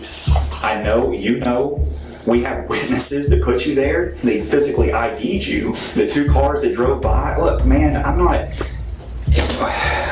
just want to know why it happened. I'm going to sleep good tonight regardless. I don't think you will. At the time of the murder, when the 2 cars were parked up beside each other, the man in the white Chevrolet waved the passerby past before the gun was fired. As they passed, they were able to get a good look at the driver. And unfortunately for Grant, it was Andrew Tillman, another resident of the small town who had known him since he was a child, and was hence able to undoubtedly place him at the scene of the crime as the gun went off. Both Grant and Chamberlain know without a doubt what happened to James, but Grant also knows that his only chance of escaping is to continue to remain silent and pray that they can't gather the evidence they need. The detectives are now forced to try almost anything they can think of to get movement out of Grant, starting with allowing him to see his wife and daughter in hopes that it will invoke some sort of emotional reaction within him and get him to talk. Your wife's about to leave. She wanted to give you a hug before she left. Are you good with that? Me too. Okay. All right, I'll be back in a few minutes. Thank you. Unfortunately, even this doesn't work. So instead, Detective Cordiero decides to return alone with a more calm and sympathetic demeanor in a second attempt to build trust with Grant. Often, male suspects are more likely to build a subconscious connection with female detectives due to them often thinking that they're less threatening and more understanding. Realistically, this is the last option the detectives have. Alright, get ready to think about laying down up on that desk, but it looks awful hard. Yeah, I don't know if you'll be any more comfortable up there than what you are now. Can you help me understand how we got to this point? I don't know. I don't know. Man, I remember being on patrol and running into you one night. Help me out on a call, back me up. It was way back in, I guess almost 3 years now. Well, two, yeah, probably so. like that. Yeah, something like that. You guys are always good to help us, help me too. Yeah, absolutely. Brad, you always right there, man. Cordiero opens up with an anecdote about how Grant apparently backed her up on a case 3 years ago. Even though he doesn't necessarily remember it, this will give him the idea that Cordiero will be even more sympathetic and helpful towards him as he's done her a favor in the past. It also allows them to continue reminiscing about their time on the force and the people they've worked with, further strengthening the subconscious bond Grant will be creating. I just don't understand how we got to this point.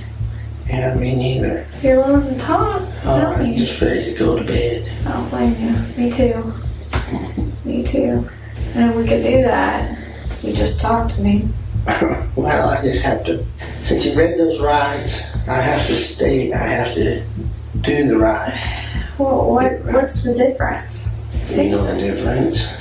Regardless of something happened or not, and if it did, if it was an accident, well, tell me. Like, let me help me help you. Like, I want to know what I can do or what happened today to be able to explain it later. I don't know what happened today. I just need to.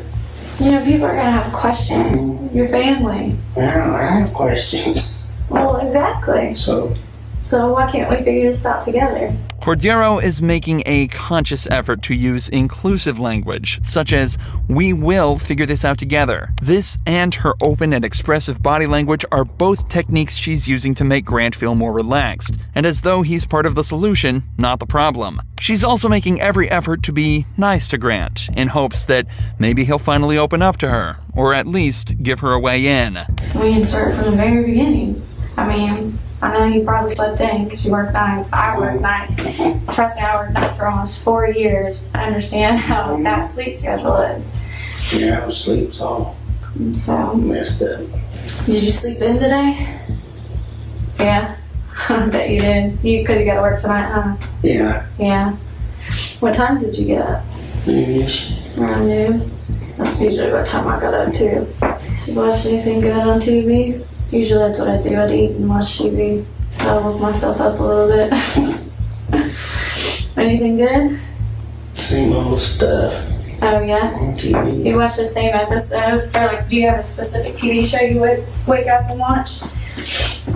Well, we watched, my wife always has it on, I can't remember what channel it's called, right now, TV Land. Oh, okay. I haven't really watched any of that. I couldn't even tell you what it was about. Is your wife like that? Oh, yeah, I think she'd been watching other stuff, but Yeah. It might not be about the case, but finally, Grant is talking, and Cordero has found her way in. If she can keep the flow of this conversation up, she might be slowly able to extract information from him even without him knowing. Talking about specifics such as TV shows and sleep schedules, even that could lead to catching him in a lie, and placing him in certain places at certain times. But most importantly, she's building a connection with him and continuing to let him talk, which increases the chance that he either slips up or decides to make it easier on the detectives and answer a question. But predictably, as soon as Cordero started asking him to talk about the case again, he shut down once more, refusing to answer any more questions and staying silent. I think you have a lot to live for. Beautiful family, who I've had the privilege of talking to. The way I look at it is you're a man. Men face their mistakes and they own up to them. And they figure out what happened and figure out how to solve it and move on. Like I said, I'm honestly here to help you. I want you to understand that. I wouldn't spend my time in here with you if I didn't. And that something happened today that needs to be explained. Did you make a mistake today? Even after reminding him of his family, Grant doesn't move an inch, again realizing that his only chance of being let off is to not speak and hope they don't find anything. I like you, I like this fella that was a detective here, and I don't care about any of that and stuff, and I just don't know how to I haven't had this happen before, being brought in and interrogated for something, so I really don't care, but I just don't know how to be silent, sitting over here looking like a jerk. No, you're not. Honestly, you are far from that. You're very polite. Don't you know why you're here? I appreciate you guys, and I'm just gonna get a lawyer. Yeah, it's up to you. But obviously something's going on, and I need one. I just want to hear your side of it. I want to get a lawyer. After hours of almost pointless back and forth, Grant finally asks for a lawyer, meaning the detectives can no longer question him, and concludes the interrogation. But this is far from where the story ends. Between this interrogation and the final court hearing, Grant and his lawyer both realized that there was simply no way he was going to be released scot-free. Not only was there a man at the scene of the crime who all but saw him pull the trigger, people were also starting to realize that he'd actually either been fired or resigned from 3 different police force jobs before becoming the chief of police in his hometown.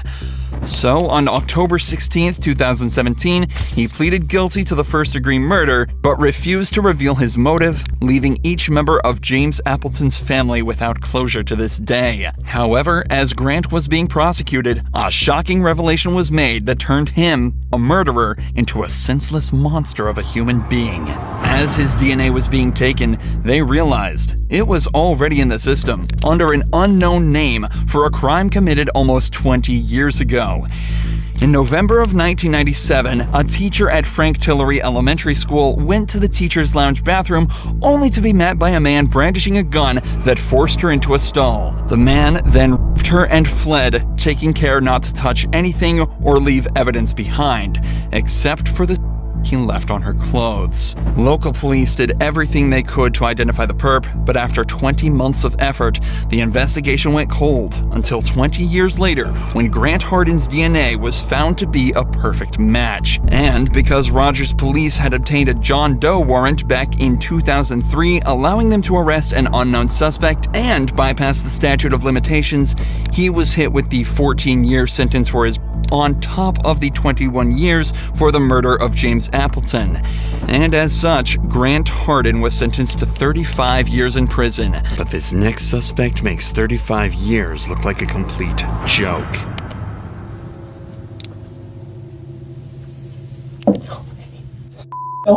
This is 19-year-old Nicholas trying to fake insanity to reduce his sentence. However, if he makes one wrong move, he could face life behind bars. On Valentine's Day 2018, Nicholas Cruz entered his high school and committed one of the most horrifying acts in U.S. history, with 17 students ending up dead.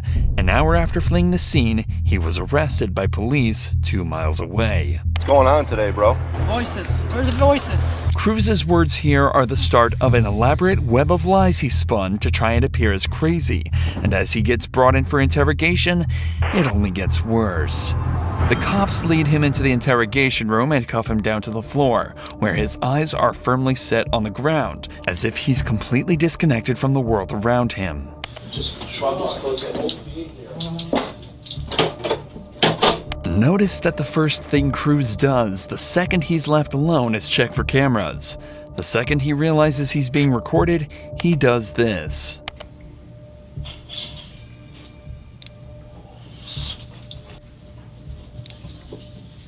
Alongside making these gestures, he also punches himself in the face and sits with his head hung. While some may believe he's just overwhelmed, it's more likely this was his first act for attention. Given how much his demeanor and behavior have changed in these first few minutes, it's clear that Cruz believes that if he can display enough abnormal traits, he may be able to convince a jury he's insane, catching a reduced sentence. All right, how you doing, Nick? You all right? Gotta be able to speak so I can hear you.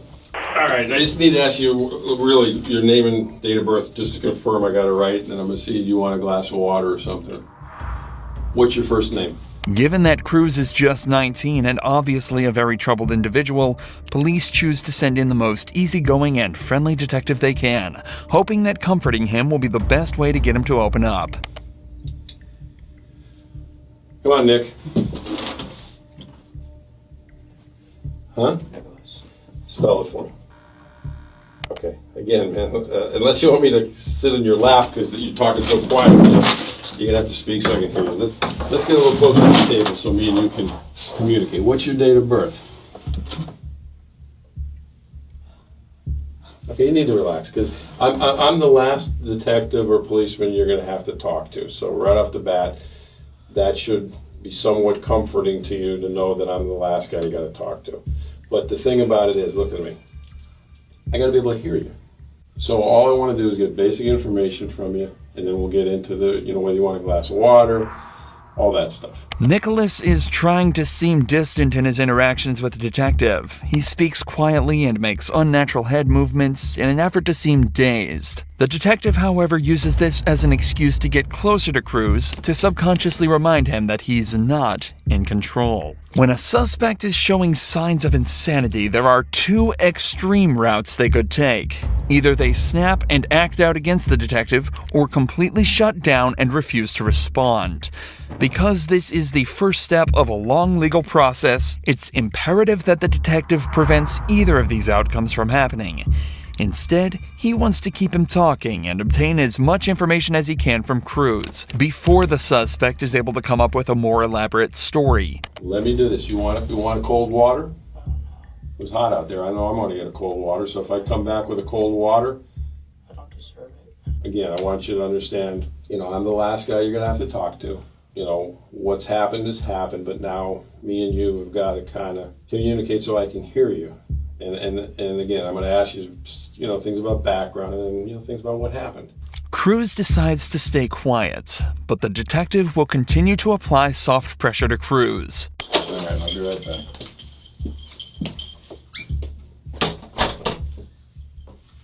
Watch how, as soon as the detective leaves, Cruz immediately switches from one act to another. His muscles seem to lose tension slightly, and his posture slips as soon as the door closes, implying he's much more comfortable without the detective's presence. But his demeanor changes again as soon as he's reminded of the second camera in the room.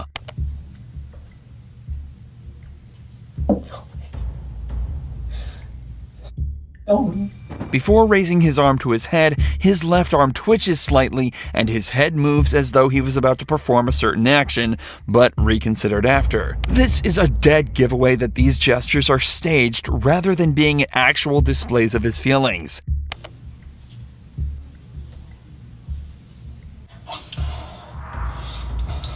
During these feigned acts of self-injury, let's also remember that just hours before this, Cruz had taken the lives of 17 other people without sustaining so much as a cut or a scratch. Many of these harrowing events end with the killer taking their own life afterwards, in an obvious display of what Cruz is trying so desperately to depict himself. But the sudden and constant nature of these acts does nothing but reinforce the fact that the only insane thing about Cruz is his belief that this will actually work.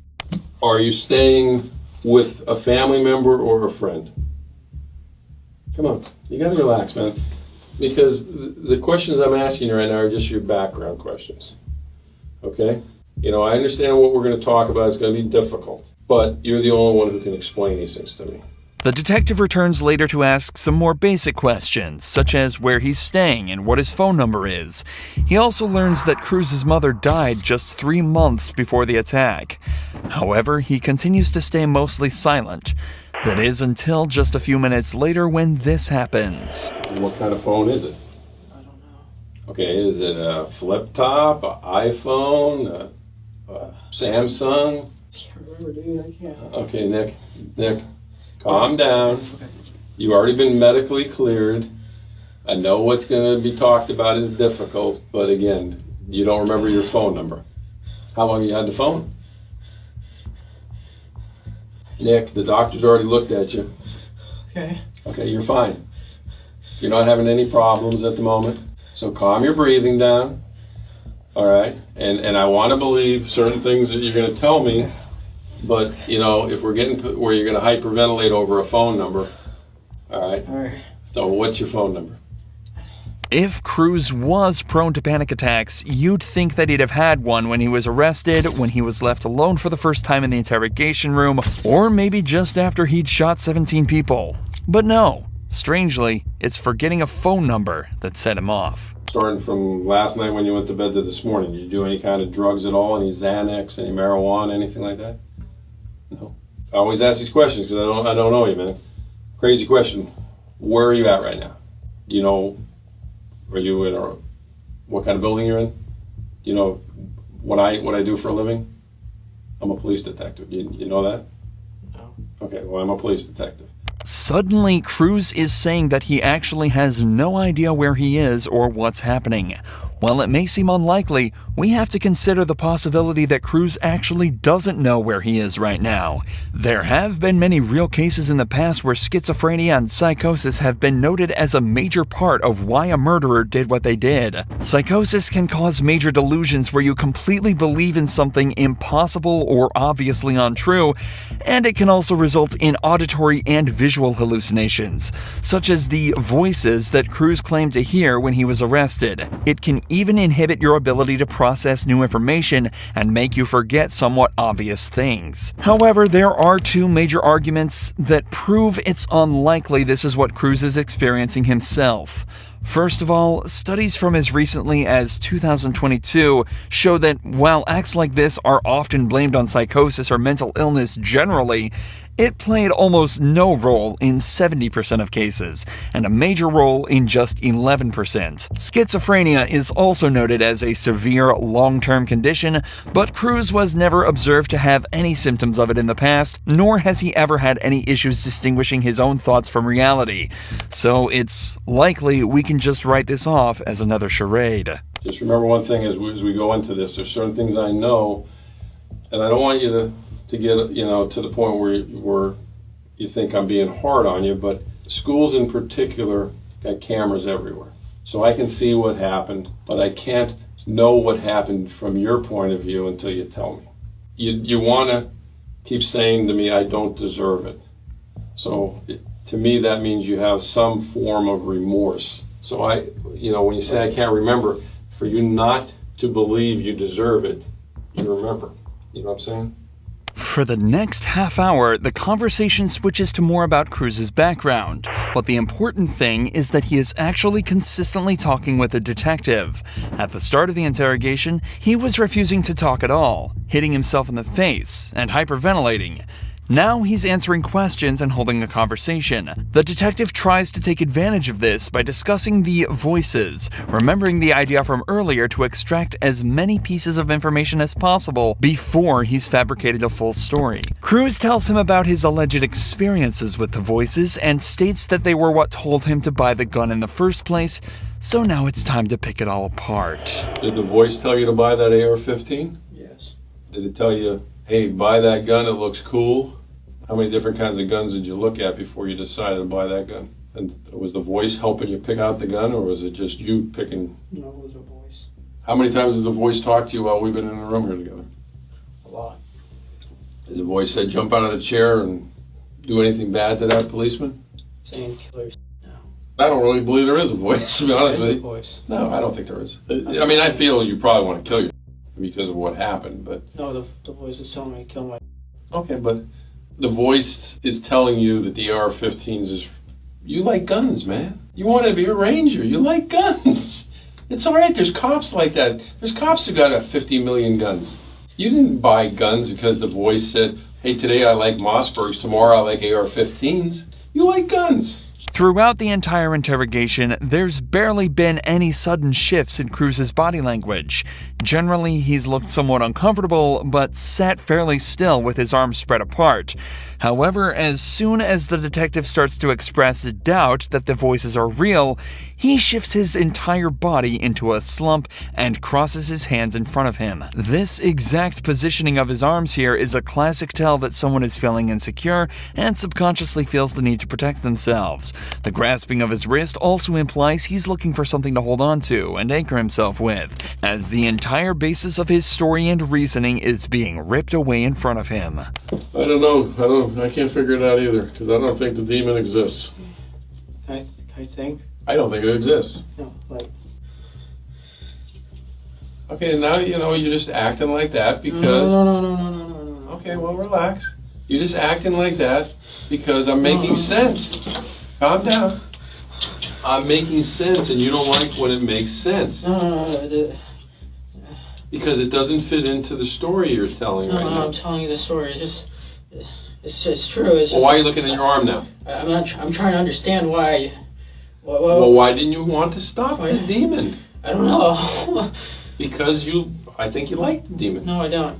Why did you stop it then? I don't like the demon. I don't like the demon. I don't like the demon. I don't like the demon. Well, that's if the demon even exists. Can I get an attorney or something? You want what? An attorney? Yeah. Did the demon or the voice just tell you to get an attorney? Okay.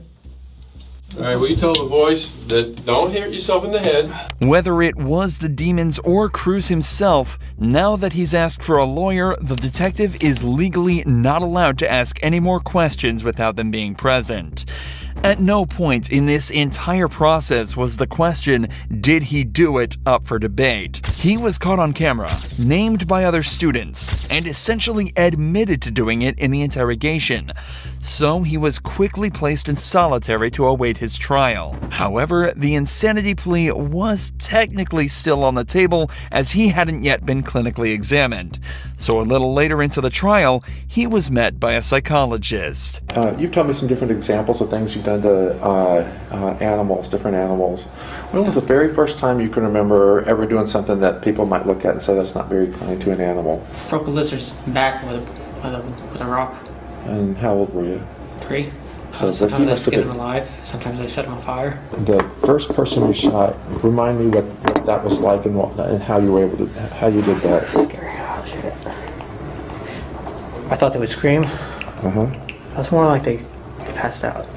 Okay. Passed out and blood just came out, pouring out of their head. Okay. It was really nasty and sad to see. Do you remember who the last person you shot was? Okay. And describe to me what happened. His head blew up like a water balloon. And then there was a girl you mentioned yesterday that was. She was on stairwell. She was crawling. I shot her in the back. Okay, and how come?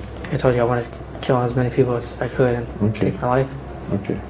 So that was the goal. So I shot her. Okay. In the back. I think I shot her twice. Cruz is obviously very uncomfortable while explaining the details of his actions, a complete contrast to both his original persona and what a truly insane person's reaction would be. But this isn't even the biggest giveaway the psychologist found. In a word-based memory recall test done off-camera, he said Cruz displayed memory impairment worse than a dementia patient, but also repeated words that weren't ever mentioned in the test, showing that he could remember the words if he chose to do so. The psychologist testified that Cruz was completely mentally sound, but was simply choosing to play with him, the detective, and everybody involved in the case up to that point. So, with the insanity plea off the table, Nicholas Cruz faced the full consequences for the 17 counts of premeditated murder and 17 other counts of attempted murder, and was given 34 consecutive life sentences amounting to over 1,000 years in prison. Only one juror decided against the death penalty. Pretending to be crazy is one thing, but there are a handful of criminals who are undoubtedly completely insane. This is one of them. He's like acting really weird, like he's plotting something. She thinks she's a resurrected being and a god. Why would I have any control over what people do? This is 49-year-old Lori Vallow, a cult leader. She was brought in to explain why her husband was found dead at her house.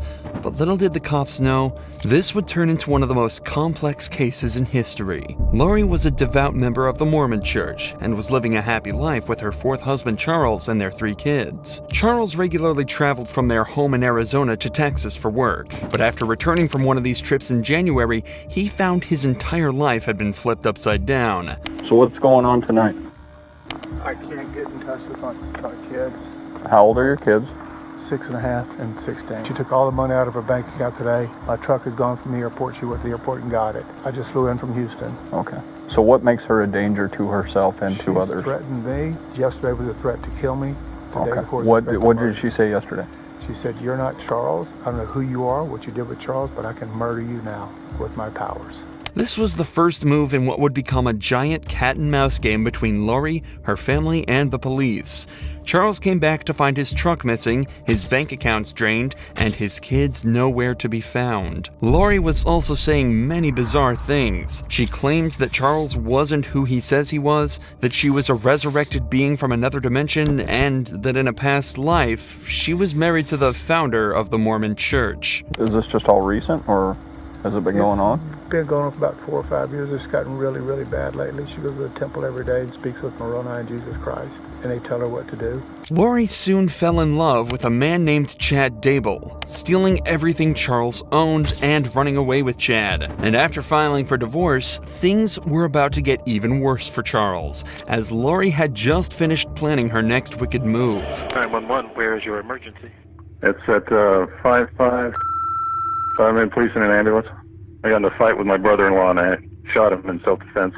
Months later, Lori's brother Alex shot Charles twice in the chest after he allegedly attacked him with a bat in an argument. This case should be pretty cut and dry for the cops. Charles had no history of violence, while Alex was a convicted felon on account of assault, and the only reason Charles was even there was to pick up his kids from school. However, Lori and Alex were completely confident that they'd get out of this uncharged. What's going on? What happened? He came at me with a bat. Okay. Was he living here or No. visiting? He came to pick up his son. No, I think they were talking earlier, then she left, and then he got into it with me. Like what? What do you mean? He was just yelling at me. All of Alex's responses are extremely vague, which should instantly raise alarms with the detectives. All Alex has said so far is that they got in a fight and that it was definitely self-defense. A normal, trustworthy response would have recounted the details of the argument and the physical altercation, but Alex is struggling to even remember what he was being yelled at for. Okay, so he showed up in the house with a bat in his hand? No.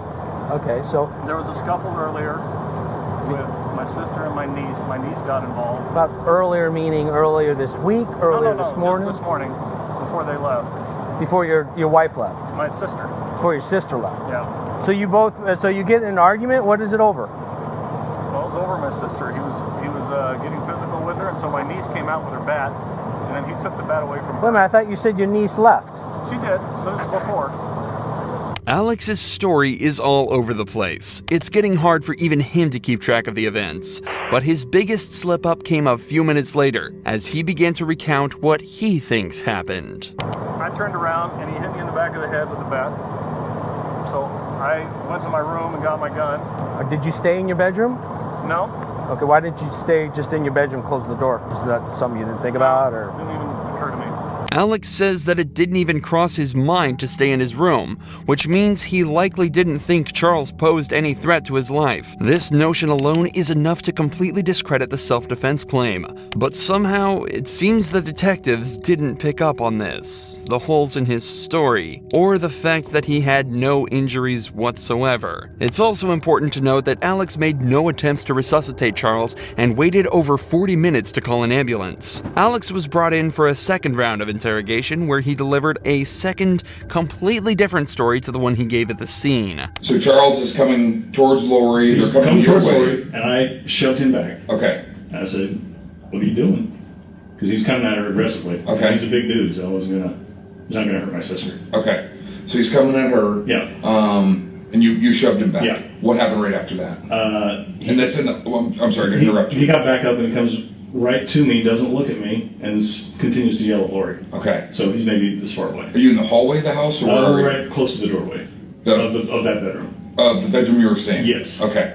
At no point in the original discussion did Alex mention touching Charles before he shot him, putting another hole in his story that once again the cops completely miss. The cops also completely missed that Lori's story was once again completely different to either of Alex's stories. He was hitting him with the bat, like swinging the bat, back and forth, and they were kind of like on the ground, and I was like freaking out trying to go around, knowing JJ was in the car, right? And so then he got up and he had the bat like this towards me, and I was going around the other side to try to just get out of his range where he couldn't hit me.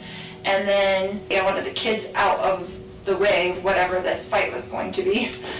Do you remember what your husband or your brother were saying or yelling during all of this? I don't remember specifics, but they were kind of both in the heat of it. I don't think there was many words that I remember.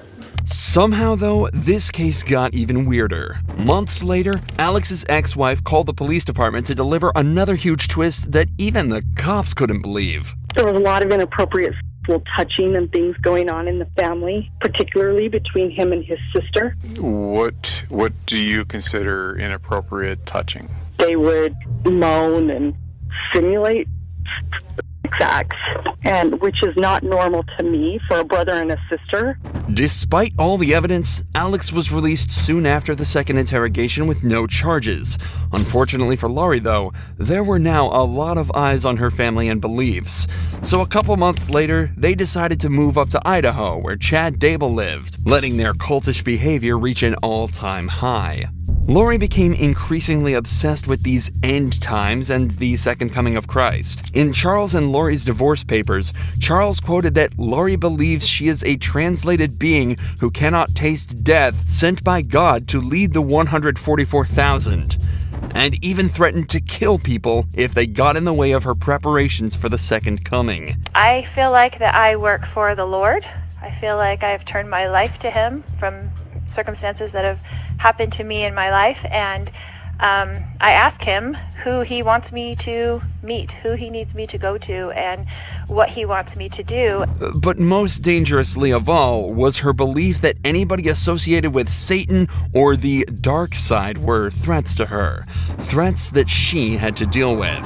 On the 8th of September 2019, Lori, Alex, JJ, and Tylee headed to Yellowstone National Park. While this picture may have just seemed like an image of a happy family, it's actually the final photo of Tylee ever taken while she was alive. The very next day, Alex's phone shows him hanging around in Chad's yard for 2 hours before Chad texts his ex-wife Tammy to tell her that a raccoon was shot and buried on their property. Less than 2 weeks later, JJ is also seen alive for the very last time in this doorbell footage. That evening, Alex is seen carrying JJ into their house. Lori explains to friends that this is because he was being a zombie, a term they frequently use to describe people controlled by dark spirits that can only be released through death. If they were able to get rid of all the zombies in the world, then those zombies wouldn't get into those dead bodies and come back, kind of idea. And so, let's find out how many zombies are in Arizona. Okay, there's 20,000 or whatever, 10. I don't even remember the numbers, it was so out there. And then she'd say a little prayer, whatever words she'd come up with that she thought were powerful. And then he would check, oh, somebody died. Look, you can go find out. Well, he'd say that later to David, but anyway. In my opinion, you know, what I saw, at least, was just through a prayer that these people would pass away. Lori and Chad believed that there were millions of zombies around the world, and the only way for the Earth to become fully pure was for them all to die. But they were extraordinarily good at keeping their beliefs secret from the cops, and in 2019, they had no reason to suspect that Chad or Lori were doing anything wrong. That was until just a month later when Chad's ex-wife of 29 years, Tammy, died suddenly in her sleep, marking the family's second death in just 3 months. Tammy's death was odd from the beginning. Family said she died in her sleep. They didn't want an autopsy performed. We've had 2 deaths in 3 months. Everybody's passing away. My siblings on top of this are missing. My mom was missing until they found her in Hawaii, and it was just, everything was a question mark. Tammy's death was extremely strange. She was in perfect physical health and she had no illnesses, but Chad requested for her to be buried without an autopsy. There were still dozens of other questions that the couple had yet to answer. There was still no sign of JJ or Ty Lee, and even Charles' kids were begging for an explanation for their dad's death. But it seemed like neither Lori nor Chad felt like sticking around to answer these questions, as 2 weeks later, they completely disappeared. The pair had gone off the grid and found themselves getting married in Hawaii, unbeknownst to anyone in the family, and away from the ever more watchful eyes of the cops. But little did the couple know, their time in paradise would soon come to a sudden halt. Just days after the wedding, JJ's parents contacted the police saying that they hadn't been able to contact him for months and officially reported him missing. A month later, questions were finally being raised about the exact cause of Tammy's death. Her body was exhumed for an autopsy, and what they found changed everything. Tammy's death wasn't natural or accidental. She died of suffocation caused by a second party, and the discoveries didn't stop there. Text messages were quickly recovered between Chad and Lori talking about how Tammy was trapped in limbo and possessed by a dark spirit. Chad's property was then searched, and Lori was ordered to prove to authorities that her children were alive, an order she failed to complete. Finally, on the 21st of February 2020, Lori Vallow was arrested for child abandonment. And just a couple months later, both JJ and Ty Lee's remains were found on Chad's property. JJ was wrapped in a black plastic bag buried in a shallow grave, and Ty Lee was found beneath a pet cemetery, burned and torn apart. Lori Vallow's trial began on April 3, 2023. The Doomsday Cult mom is currently facing charges on 9 counts, including first-degree murder, conspiracy to murder, and insurance fraud for continuing to receive JJ's government benefits long after his death. At best, Lori is facing life in prison. The only thing more disgusting than Lori's twisted web of cultish crimes is the actions of Timothy Kine, a 42-year-old predator who got caught in the act. You said age didn't matter. You were going to have oral sex. You were going to give him oral sex. You told him straight up that you knew he was 13. This is the moment Timothy Kine, a 42-year-old, realized he'd been caught. Timothy tried meeting up with a 13-year-old boy, but unfortunately for him, John was actually a decoy placed by the To Catch a team and was run by a team of experienced catchers. After just a week of online chats, Tim was lured in and taken down by the cops. After being apprehended, he was brought into the police station where the interrogation began. Tim, do you know why you're here? Yeah. Why did you come to Highland Heights tonight? Can you tell me? I was going to meet this guy, and we were going to watch the movies and stuff. We just met online. I was actually going to be in the area anyways, and Tim decides to play dumb and acts as though he's got no idea he's done anything wrong. A classic first move many make, but somehow not as common as his next claim. Who was that person? John, I can't remember his last name. How old was he? 18, I think. I really don't know. 18. And how'd you meet him? Online. Do you chat online? Yeah. Quite frequently? Of course, he says John was 18 years old, the legal age of consent in Kentucky where all this took place. This response is actually so common that lots of people actually treat it as an incriminating statement. If a 40-year-old is comfortable meeting up with and having with an 18-year-old, they're either lying about the kid's age or very likely also willing to meet up with someone that's 17 or younger. I have some chat logs where you all talked back and forth, and I think that person told you they were 13 in the chat log. I wouldn't meet somebody 13 years old. No? So that's too, that's too young. Yeah. Not only did John tell Tim he was 13, it was almost the very first thing he said. And while Tim acknowledges here that 13 is too young, his messages contradict that as well, with him explicitly stating that he really doesn't care about the age. It's the guy that he's interested in.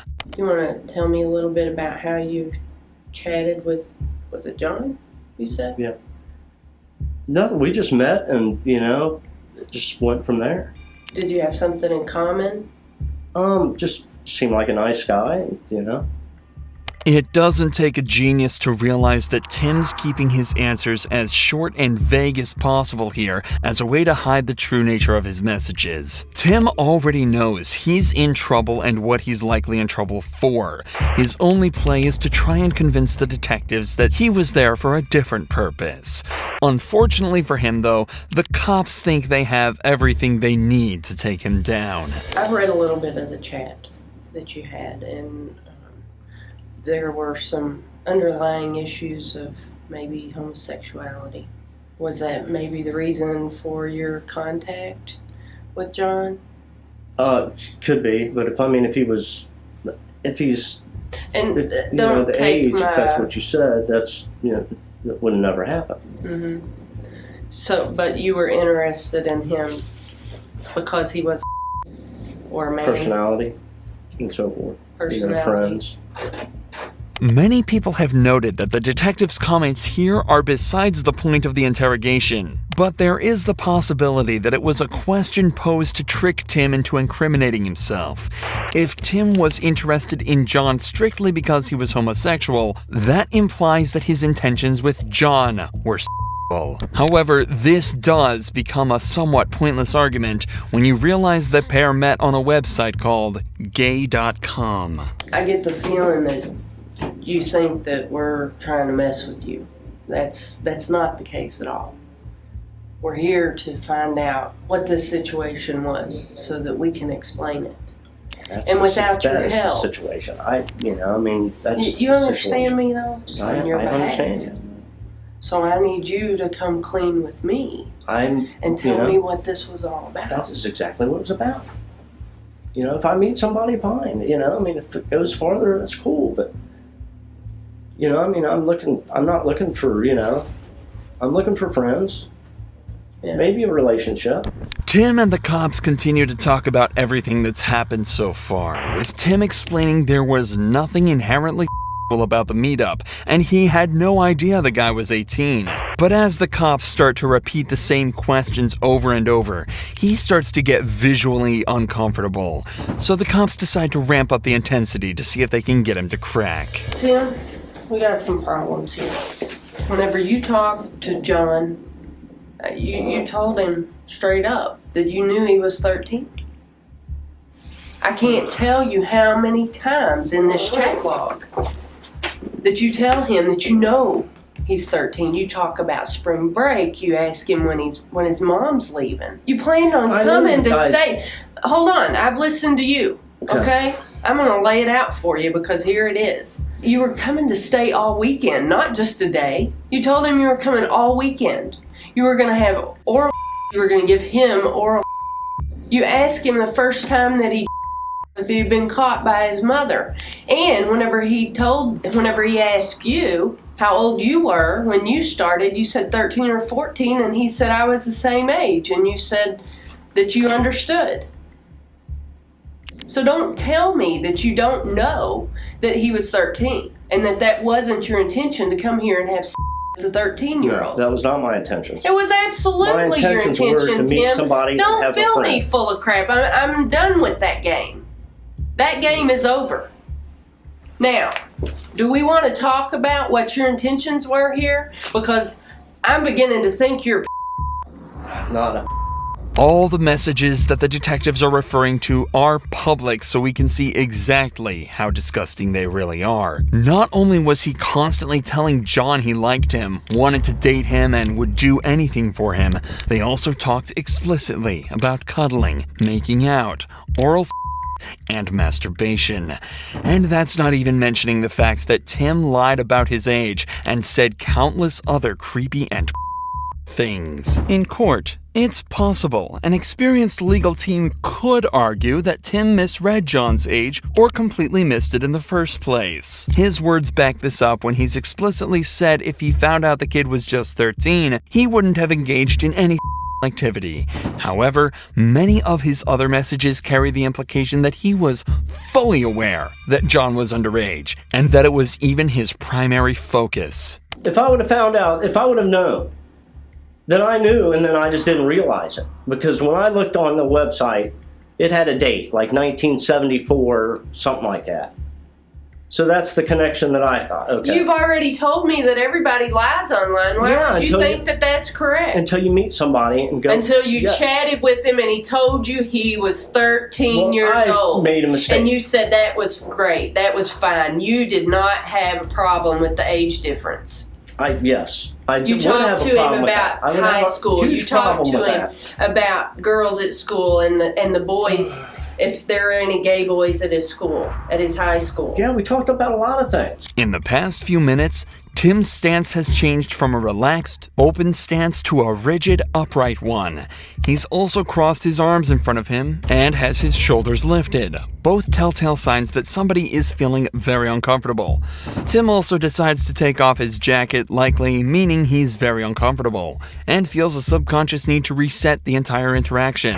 Lastly, his legs are crossed, and his feet are crossed and constantly moving around, implying a huge amount of anxiety, and a subconscious need to exit the interaction entirely. After almost an hour of interrogation, the police decide that they're not making any progress right now and decide to step out temporarily. This gives them a chance to drop their next move whilst also leaving the suspect alone, letting them stew and become more anxious about their current situation. After an hour of waiting, the detectives finally return. But you told me you already realized that this was a child. Tim... I would not have had with a child. I'm sorry. Tim, you talked to him about the Easter bunny, an Easter basket. God, everybody, I got an Easter basket. You asked him if he still believed in the Easter bunny. Don't tell me you thought he was 18 years old. I did not ask somebody if they... You absolutely asked him. No. Do you still believe in Easter bunny? Oh, yeah. No. Oh, yeah. And it's in black and white. Now come off of it. Any judge is going to see that. Any jury is going to see that, and they're going to say, this guy is absolutely a well, then I guess it's going to have to go that far. Away. You know, it's going to have to go that far then. So is this the profile you saw for John? Yeah. And can you show me where on here you thought that he was 18? I can't. Because it's not there and it never was. Here it says 73. Yeah, but then on his Yahoo, it says he's 13. Which you also went location. there. See, Tim? You see what that's this... where... No, you see what this looks like? Yeah, I see what it looks like. It's terrible. It's absolutely terrible. Yes, it is. See, I made a mistake. You know, because I still didn't would make not... a mistake, you I knew. still would not have went for somebody because they're underage. I'm looking, 18 would have been fine. He didn't have a But car. I made a mistake. He didn't have a car. He didn't have a driver's license. He couldn't meet you somewhere because he was 13 years put old. 2 and 2 together And that you he knew was that. 13 years old. I did not know that. I did not. I mean, I did not know that. Despite Tim still not confessing or budging even an inch, the detectives still believe they have everything they need to bring him to justice.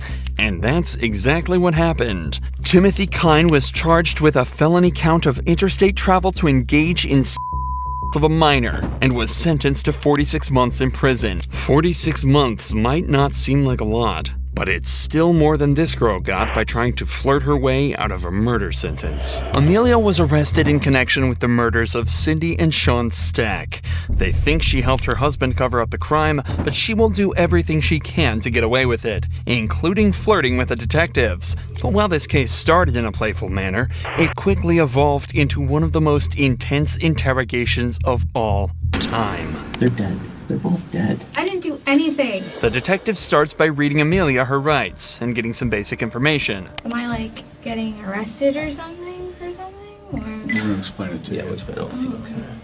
just normally when this starts is like someone getting in trouble or arrested or something. Well, we just, like I said, we want to be able to talk to you. Already, it's obvious that Amelia is making her voice high-pitched and speaking in a timid tone of voice. While this could just be what she sounds like normally, other footage of her suggests otherwise. I don't want to press charges, but I would like a no contact order. I can do that. Okay. Her change in tone could also be a reaction to being in a stressful and uncomfortable situation. But as the interrogation continues, she begins to show more and more of these flirtatious signs. What happened with Josh? Did you say that? Did I hear you say he shot himself in the leg? Yeah, so in December we went bowling. Okay. The bullet went around the bone and around the artery. Wow. Through and through. Jeez. That's lucky. I know, he's crazy. How long you guys been married? It'll be a year in September. Oh, okay. Here, Amelia gathers her hair and moves it all to the right-hand side, exposing her neck on the left. The neck carries the jugular, an important and vulnerable part of the body that many people will make an effort to protect. However, when someone feels comfortable or safe around someone, they're likely to expose their neck by tilting their head or moving their hair to the side, suggesting attraction or at least the desire to show it. All right. So, Amelia, I can tell you the reason why we're here today. It's because of that issue with the bank. Okay. All right. Does that surprise you? For this type of situation, yeah. Okay. Like this intense. I mean, I got in trouble at work, which makes sense, but I'm just confused about this. Well, let's walk through it a little bit, okay? Let's walk through that and see how maybe we came here today. All right, and find out if this was just a misunderstanding or what, okay? The story ended with Cindy and Sean dead, but started with an equally disgusting crime. Amelia was an employee at Chase Bank and exploited her position to steal $50,000 from a dementia-ridden man. She wrote 2 checks from his account, and her husband Josh deposited them in his accounts. When Cindy and Sean started asking questions, Josh purchased a gun and shot the pair in their own apartment. This interrogation is not only to uncover the details behind the theft, but also to determine what part she played in the killings. So what happened with this write-up? So, I mean, had you been a banker for him for a while? I mean... Yeah, so I've been his banker since I moved here. So what happened with these checks? Nothing, he called him, I have the record over our global security. Mm-hmm. So when they came in, they pulled like call logs, they pulled like cameras, just to make sure like they pulled signature files. Because I mean, it's still federal, it's the bank. So they wanted to make sure that I wasn't like, I guess, stealing. Mm-hmm. When you talk to Gerald, I mean, how did he appear to you? Is he a young guy, old guy? He's old. Oh, well, how did he appear to you when you talked to him? He's okay. He was okay? Yeah. Did you ever have any issues when you talked to him about remembering things or anything like that? Like I know like a little about himself, like he had brain surgery. But for the most part he remembers things. I don't think he forgets really. Other than that he's okay. Yeah, nice guy. Amelia does her best to seem open and honest here, but as soon as she finishes up talking, she brings her shoulders up, hunches over slightly, and crosses her arms. All movements that are done to protect vital parts of the body and are obvious tells that someone feels uncomfortable. These signs only become more apparent as the interview continues. What did he have you do? Like, what did he ask for? Nothing, it's just we put 2 checks and $25,000 each, and that was it. The grandson came, picked him up. And The grandson came and picked him up? it was either the day before or the day after. I opened up an account for him. Oh, so he must have just deposited those checks into the account? I'm guessing. I think your best bet right now is to be completely honest with us, okay? So let's go on a little bit more, okay? The truth is going to be the best thing right now, okay? This happened in May? My write-up for work in May. Is the account still open? The grandfather? No? Amelia's speech has become much shorter and unclear, and she continues to seem more and more uncomfortable when pressured about Gerald's banking records. Of course, the detective has noticed this and is seeing straight through her original timid and playful demeanor, so he decides to ramp up the pressure. Amelia, listen, okay? At a certain point in time, we have to move past it, all right? He's a nice guy, and I'm sure you really do care about him. I do. Do you see now? But it's not like I don't want to make it. Okay. No. Did you take advantage of that old man? I don't want to say I took advantage of him, because he's a really nice guy. Yeah. And Josh, did he ever talk to them? No, he never spoke to him. He doesn't even know who they are. Would he have been at their house? Him? He doesn't even know where they live. I don't even know where they live. Well, you have access to his account. Yeah, but I haven't... You opened it. Yeah, but I don't remember his address. You talked to Cindy? Possible she gave you their address? Is it going to be in the text messages? No. But you don't remember if she gave you the address or not? She never did. She had no reason to. It's possible Josh went over there and you didn't know? I mean, how would he know where they live, though? That's not the question I was asking. Is it possible that he went over there? Not that I know, no. So you can't say for sure he did or didn't? I can say no. How can you say no? Because he doesn't know he doesn't know them. Amelia now decides to change strategies. Instead of her original flirtatious and playful demeanor, she's switched to an innocent and clueless one. At points, she even smiles and laughs while being asked serious questions in an attempt to downplay the intensity and pressure. This is a sign that the facade she's put up is starting to break, and the detective takes this as an opportunity to press her even further. I think you need to start understanding the severity of the situation, right? Because I don't know if you really do. All right, and I think you need to start understanding that how this interview goes and what decisions you make here are going to affect your life for a long, long, long time. I think you think that you had this all planned out, and I think and again, not saying it in a bad way, but this is what we do. Okay, when we make mistakes, we figure things out and go, okay, all right, there's a lot more going on here, all right? And you know whose name is all over this right now? You and Joshua, okay? You need to start thinking real hard and real fast, okay? Who is involved in this and what happened, okay? That's all I know. Okay. Things got out of hand. Okay? This got out of hand. I think what happened was Cindy was asking you for this money back and you didn't have it. And there's some issues there. Okay? Sometimes, again, when we make a mistake, we do something wrong and the ball gets rolling and we can't stop it. You understand what I'm saying? Okay? Listen, you have your whole life ahead of you. I know. You have a 7-year-old son. You have an obligation to him. So whatever happened beyond this, we need to know.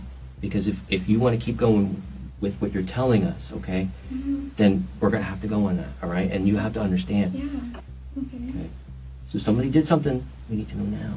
Talking about her son obviously strikes a chord with Amelia, and as interrogations are all about exploiting emotions to extract the truth, the detective jumps on this to make her as vulnerable as possible. Did Josh put you up to this?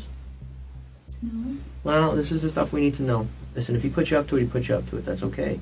Again, like Detective Murphy said, I think you're kind of at this crossroads right now, okay? You've got Josh, who you probably love, and he's your husband, okay? But you also have Julian. And you got to picture that little boy. You got to picture not being able to watch him grow up. Think about that for a second. Think about being put somewhere very far away from him, and the only way you're going to have contact with him is through letters. You're going to get pictures in jail, in prison, of your little boy growing up. That's your future. I don't know the severity of what he did. What did he do? But he I mean, he knows the relationship that I have with Mr. Stack. He knows that. I mean, I would take him food, like. Listen to me. So at a point, he would get upset with me that like I'm too nice, that I can't kind of act with my customers. But he's an old guy. He has no family. I mean, I talked to him because he knows my husband. I talked to him. Did Josh say that you kind of were owed this money because you were taking care of this guy? I don't know if he said that, but Something like that? What did he tell you? I don't want to get in trouble. I didn't do anything. Okay. We need to know. Well, then tell us, okay? Tell us. They're both dead. What? Yeah, they're dead. So now we really need to talk. At this point, all of the games that Amelia was playing have gone out the window. Whether she's innocent or not, she's now being accused of aiding a murderer and is faced with losing her job, house, and a 7-year-old son. So, understandably, she's starting to get incredibly scared. I do not want to go to jail. I don't. Like, if I get fired, okay, let me get fired at work, but I don't want to go to jail. I didn't do anything. I didn't plan anything. I didn't conspire anything. I didn't do anything. I don't want to go to jail. From here, the detectives try to capitalize on this, using her vulnerable state to try and extract as much information as possible from her. But Amelia asserts that she's only told the truth throughout the entire interrogation. She didn't know Cindy and Sean were dead, and she had nothing to do with their murders. But here is where the interrogation takes a massive turn. These detectives have now been talking to her for over 2 hours, and they've executed this style of interrogation almost perfectly. But for the last few hours, they've just been going around in circles to no avail. So instead, they leave the room to discuss a new approach. And that's when Detective Number 3 enters with blankets and a kind, apologetic tone. Hey, you need to talk to them. You need to get out from underneath this big time. Did they tell you who they work for? Yeah. Yeah, we're homicide detectives, so. I know. And they want you to be a witness, not a suspect.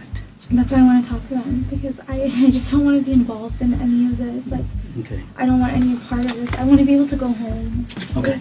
Entering like this after such a stressful experience with the other detectives will set Amelia's mind at ease and subconsciously enforce the idea that he isn't a threat. At the start of the interrogation, Amelia was trying to seduce the detectives in an attempt to get better treatment and hopefully even a lighter sentence. So if the third detective plays into this by treating her kindly and playing her game, maybe he'll have a chance of finding out what really happened. In these cases, you can't lie.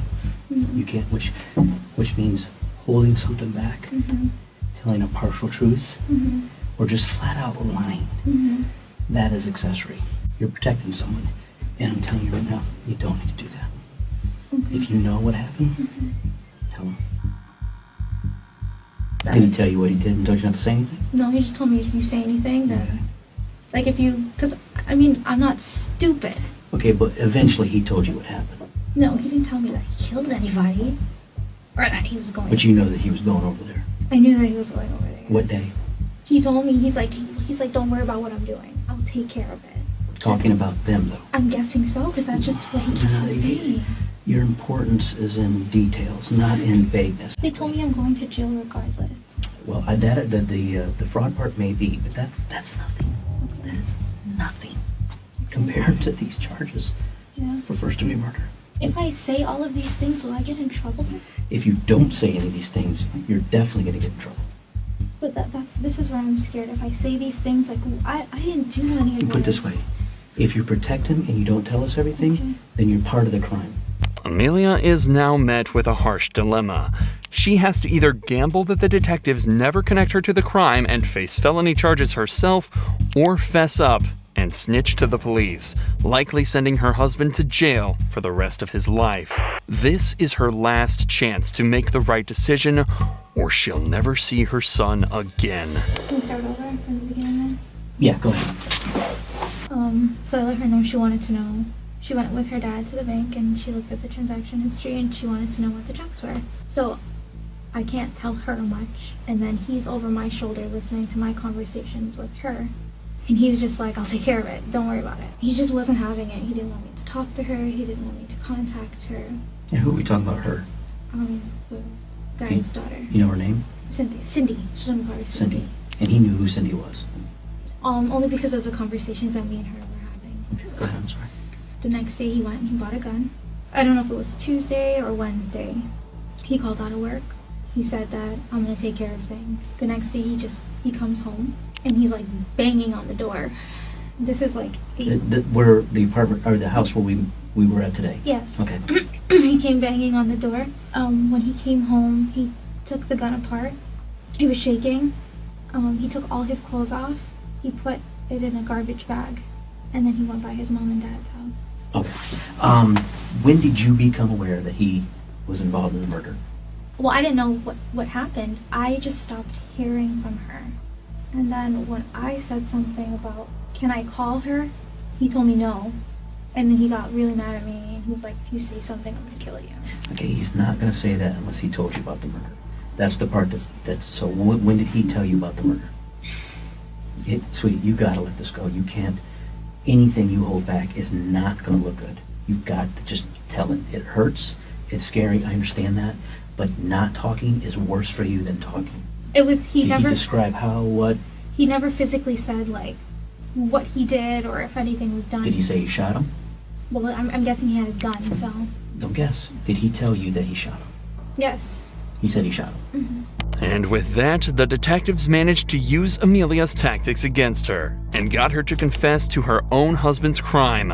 The detectives also stuck to their word and, after confirming she had nothing to do with the murders, dropped the charges against her. She was, however, still charged with the theft and sentenced to 3 years in prison. Josh, however, was found guilty of the first-degree murders of Cindy and Sean Stack and was sentenced to life behind bars.